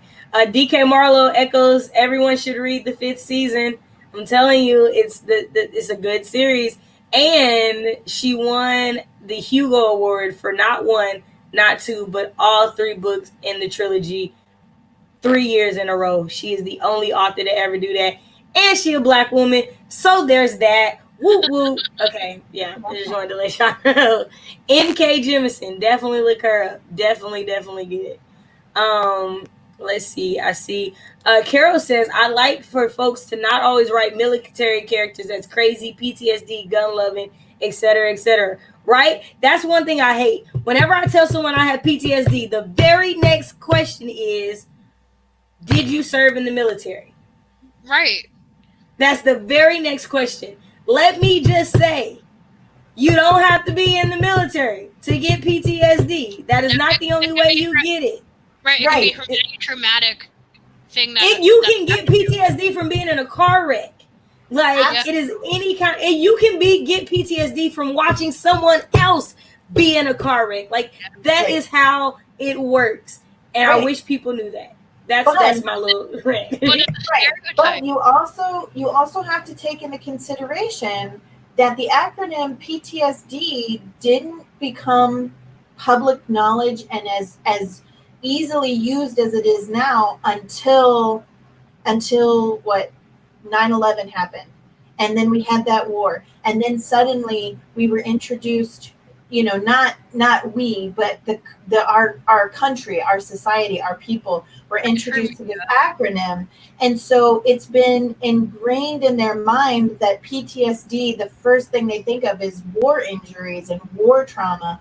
And it's because of you, and it's because of other people that now it's becoming associated with traumatic car accidents, with watching a robbery, with all this other stuff. And so that's the other thing we have to take into consideration. Well, PTSD it's actually came. The term actually came from Vietnam War. So it actually started with the military during the Vietnam War. That's the reason why it's so connected to the military.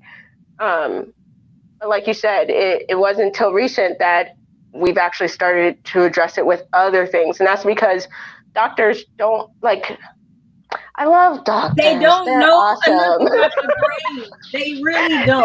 They don't know enough about the brain. You have to hold on a second. Once they come out with something, you gotta pause and be like, in about 2 years, 3 years, 5 years, 10, they'll change and they'll say something different. But so they first it was military, and heaven forbid women have PTSD, because that's definitely not a thing. That's just hysterics. Right. You have to give the masses time to understand how things change and evolve and everything. And in time it will. In time it always will. In time. Sometime it will, because at this point I'm about to say yes. What discount do I get? Barbara asked a good question. She said, do you think writers are uncomfortable making a person with disabilities a nasty person? Yes. I definitely think they're upset with that. I definitely think they are. No, actually, no. No, because a lot of characters with disabilities are, how are we saying nasty? Nasty as in like a bad person, like a villain is what I'm thinking. Oh, okay. So yes, villain. Disabled people are often villains. Captain Hook, he has that hook. He is disabled. He has one hand. He's a villain. When you think about the Glass series, people with disabilities, they're villains. When you think about, it's just a lot, and it is very picky about which disabilities, because it's often either those with disfigurements, or it's people with mental disabilities. I rarely see deaf people as the villain. Deaf people are usually the innocent person that can't do. With mental illnesses. So I didn't think about it until you said mental, but almost always, if you have a mental disability, it is something wrong with you. You are gonna hurt someone. Easy. And dude, like, no, like I take really good care. Wait, I think they're making a different kind of nasty. Do they? Wait. But nasty. No, TK Marlowe is just being funny. Just being funny. I'm gonna take it all off. Different kind of nasty. Oh my gosh, y'all are so silly. It's after midnight, It is. Okay, so I know we've been going at this for longer than normal. But Tamara says almost all DID representation is villainy. And I feel so strongly about that. Like, oh, y'all just don't know. I have so many feelings about that. Like, it's ridiculous. Especially because most people don't realize that DID personalities are born out of trauma.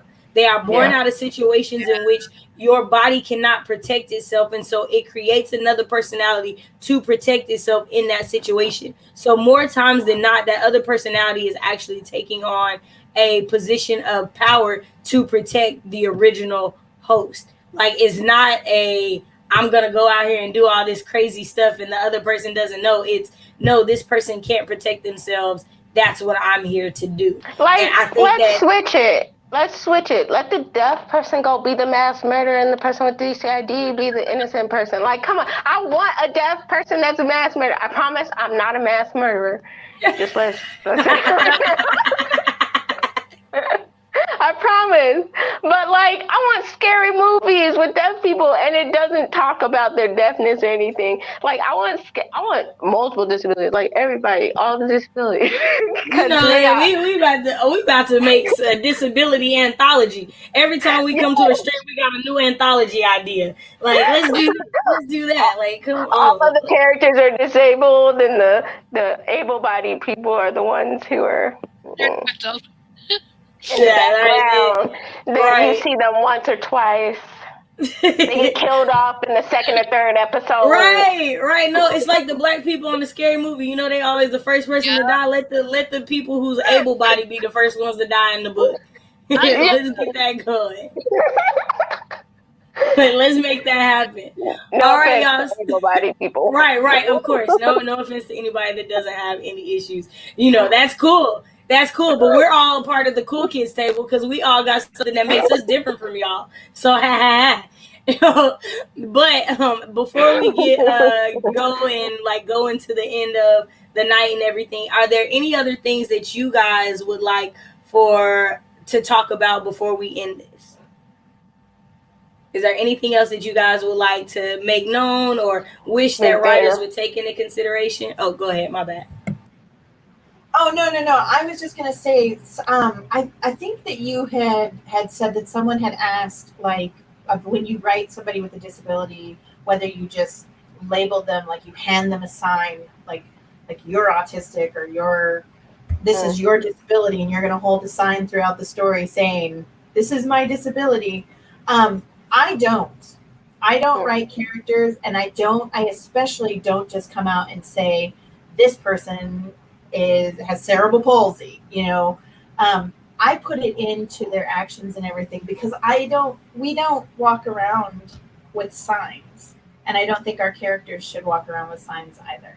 I think you should I think to an extent, some people so one of my ex-partners, they have cerebral palsy, and in a way they do walk around with a sign because it's evident when you look at them that they most likely have something, and half the time most people know it is cerebral palsy.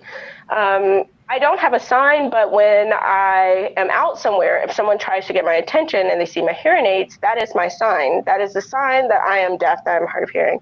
But I think what Cachet was talking about as far as making it known, you have a white character and it's a white character because of the way you describe them or the way that, you said something that leads people to know this is a white character or this is a black character, the same way that you can do with somebody with a disability. You know what I mean? Like, for instance, with one of my characters who's deaf, one of the ways that you know that she's deaf is she puts in her hearing aids. That's something that I do every morning. When I wake up, put in my hearing aids, unless I don't want to hear people, but I put in my hearing aids. That's something that in the book you can have, and it shows that they're deaf, but it's not saying, here's your sign, and I'm frozen again. So yeah, no, you're fine. I think Dana was more so talking about like those that have what we have, like mental illnesses that you can't see. Like those are things that you don't know. Because I know one of the hashtags I use a lot are not all disabilities are visible. I know I've used that a lot because people look at me and they hear me talk and they see the things that they think that I can do, and it's like, well, why are you disabled or why are you on disability? One, first off, that's a very rude question. Don't ever ask somebody that. Let's make sure we get that out there clear. Two, just because it looks like I can do everything that everyone else can do doesn't mean I actually can. And I think that's more so what Dana was meaning by that part. Am I right?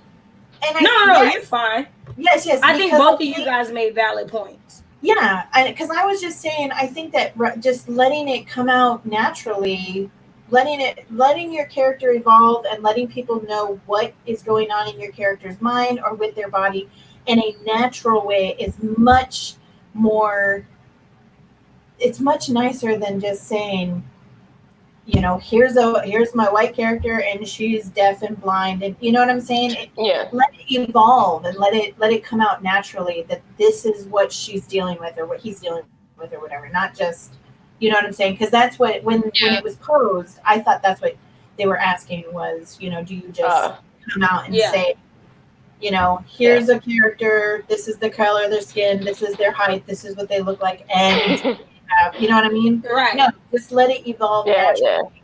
Well, so like with my character Asharia, like through the first 10 chapters, you see her have panic attacks. Never once do I say she has an anxiety disorder. Right. One, because she's not been diagnosed. Two, because I want you to see what it feels like for her to go through this and not understand what's happening to her. And that's what I want you to get, from the character. So I completely understand that.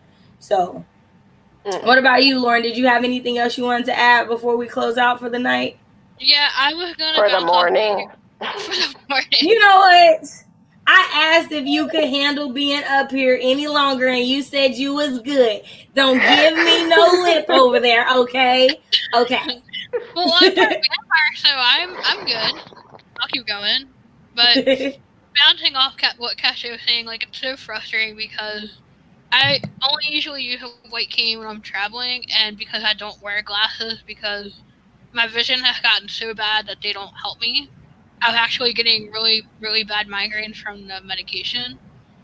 So people were like, if I'm traveling and I don't have a cane, I don't have glasses, so they just assume I can see. So then when I'm trying to ask for help, it's like, I don't know, they act stupid. Like, why do you need help? You should be able to see. So I think that channel on stereotypes of what people have of disabilities. No, I definitely agree with that. I definitely agree. Because again, like if Kat wasn't wearing her hearing aids and she asked you to repeat yourself, would you get annoyed? Would you think something, you know what I mean? Like there's a difference. So I completely agree with that. I actually had in college a bus driver who I was asking where some building was because I was new-ish. I'd been there for a semester. He had seen me before. He got mad at me, so I was like asking him where something was, and he said it, and I was like, I'm sorry, can you repeat yourself? He said it again, and I was like, I'm sorry, one more time, because it's like a couple words, like I can't read that, it needs to be a longer sentence. Well, he looks at me, he's like, you young people always having stuff in your ears, you'd be able to hear me if you took it out. And I was like, wow. I'm sorry, I'm deaf. Like, and then he realized, because he remembered me from before, but it was just like, I can't understand what you're saying because of the way you're saying it, not necessarily because I have something in my ear. That's crazy. Oh my God. Can't you have the craziest stories? Oh, it's a lot of fun. I think it's because I go out too much. That's awesome though. In college, like all the classrooms are by like room numbers. and a lot of times they would be. I don't understand this logic, but they would be all the way at the top of the door frame. Oh, I hate that when they don't put it on the little card outside the room so you can't see it, and you got. Yeah, I'm short. I'm short. And so I had asked somebody like, where is this classroom? And they called me the R word and asked, "Do you not know how to read?" What does not having vision have anything to do with intelligence? Ugh. Yeah, no, it's crazy how people equate stuff. Those that have visual impairments, I feel like those that have visual impairments get that a lot.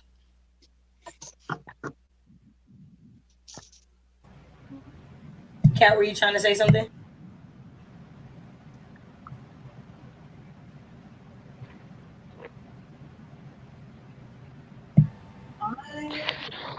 Kat, were you trying to say something? All right, she might be having. You guys can hear me. I have been disconnected from my Roger pin, so that's what Okay. I'm gonna have to get out. Okay. All right. Okay. All right. So we're getting a lot of people that are agreeing with what you were saying, Dana. So people saying, "Let's do this, make it so." Hey, I'm totally down with a. I'm totally down with a disability anthology.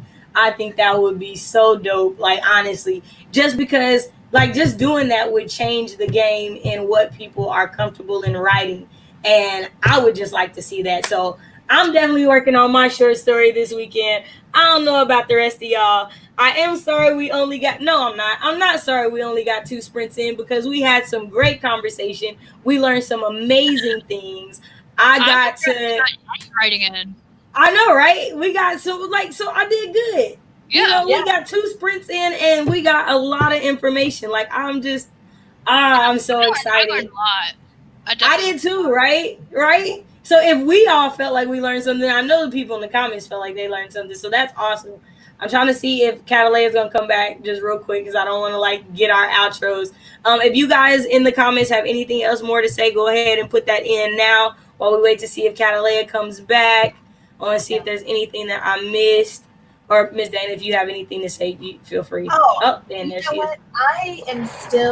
I'm still just in shock that someone would have the audacity to say that to you, because and also that's another thing that we for kind of skipped over. It's wherever you're located. I think that people with disabilities, depending on where they're located in the country, have different experiences as well, because some Yeah, I agree. Yeah. I was talking to Delphine Haruna and she was explaining how some people are treated with disabilities in other countries.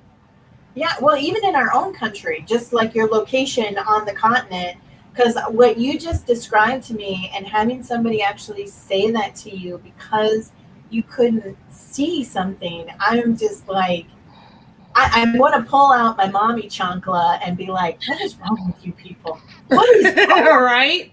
Right? Oh, man. Right. I'm like, I've only been on this stream with you for going on 3 hours, and I'm like, let me find out somebody got something to say about Lauren. Let me find out you got something to say about Lauren. I got you. Like, come for Lauren, come for Kat, come for Dana. I got you. Like, y'all can catch these hands in a cool little minute. Like, for real, for real. So the Naked Firefly says, I want to do a disability anthology. Heather says that would be awesome. Morgan said, I love this so much. Spence said this conversation was really helpful and inspiring to listen to. All 4 of you are wonderful. DK says, thank you so much for the conversation. I was captioning my video while the sprints were going. I have not been captioning my videos, but thanks to Catalea, that is something I will definitely be doing. I'm not going to lie, the videos that come out tomorrow will not have captions, but going forward, I got y'all. I will say if you're needing help with captions, YouTube does do auto captions. Just make sure you go through and correct punctuation and words and stuff.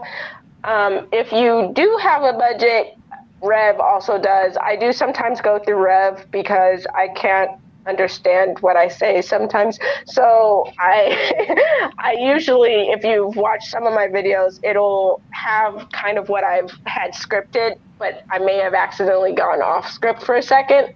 That So happened. Rev kind of helps that. They're really affordable. But yeah, I know we're all very small time YouTubers. So just if you need, that is an option. Hey, that's good. That's good. Yeah, I mean, some people might not have known about that. Right, exactly. Hi, Devin. I don't know if I saw you earlier, but she said this was awesome. Thanks so much for the stream. Thank you so much for being here. We appreciate it. Tamara says, thank you. This was wonderful. Aaron says, it's an awesome stream. Okay, so let's go ahead and do outros. We'll start with Lauren and go ourselves around so Catalina don't have to worry about going first. Okay, Cache. Put me on the spot. Okay, all right. I'll let y'all vote on who goes first.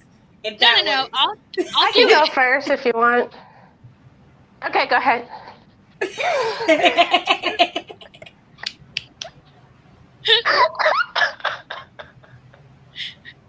like how she was like, I'll go first, and it's silent.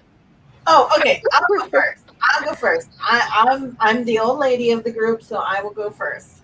My name is No, you not old. I don't even know why you said all that. Now, girl. I have circled the sun a few more times than my wonderful co-hosts. I am Dana Gollin, and sometimes I write under the pen name Ava Fox. I am the caregiver of a wonderful family full of unique individuals with the most amazing abilities. And tonight I was educated. I too was educated, and I really appreciate that you guys took this time to share your knowledge with me. And yeah, if you want to come and join me on my crazy, I do have a YouTube channel. It's danagollinwrites.com, and I also have a website called danagollinwrites.com. Catalina, awesome. Okay. It's your turn. She picked you. You gotta go. Okay, so my name is Catalina, and yes, I have. I need to type something up. I can't go off cuff.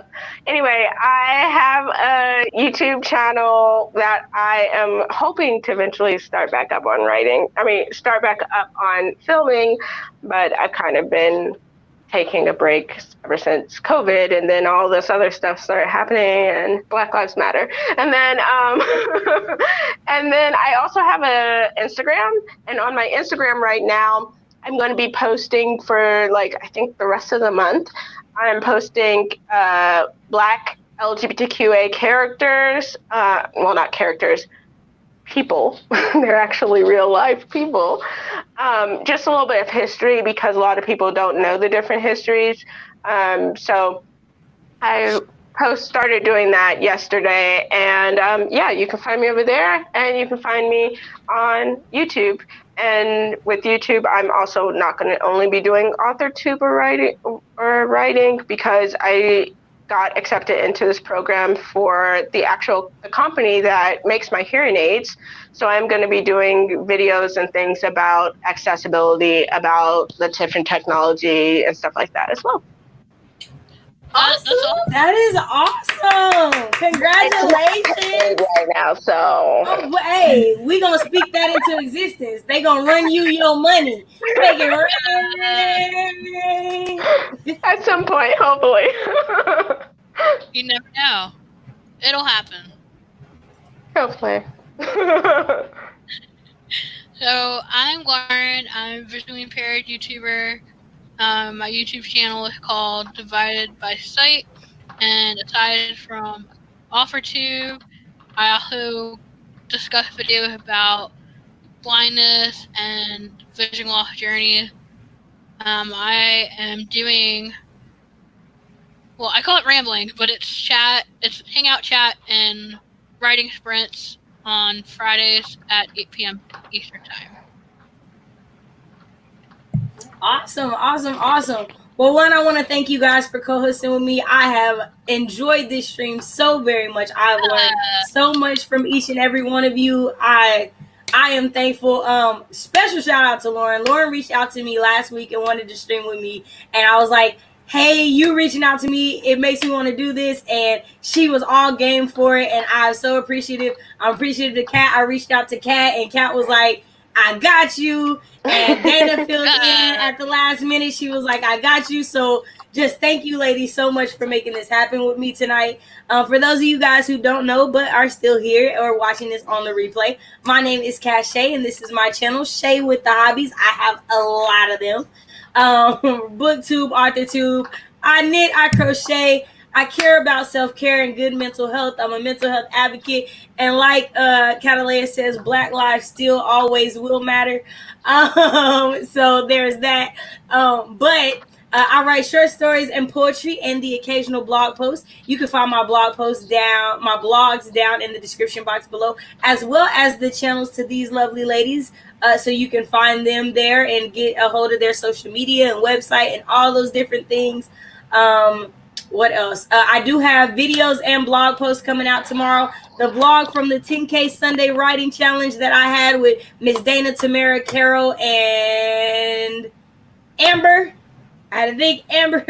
Love you, Amber. I have that blog coming up, as well as a visual poem to the Black Rage that I wrote a week or so ago. So definitely check that out tomorrow. Catch me on the Naked Firefly stream at 10 a.m. Eastern tomorrow. Yeah, I don't think there's anything else. So with that, I will say goodbye and good night, you guys. Thank you so much for coming.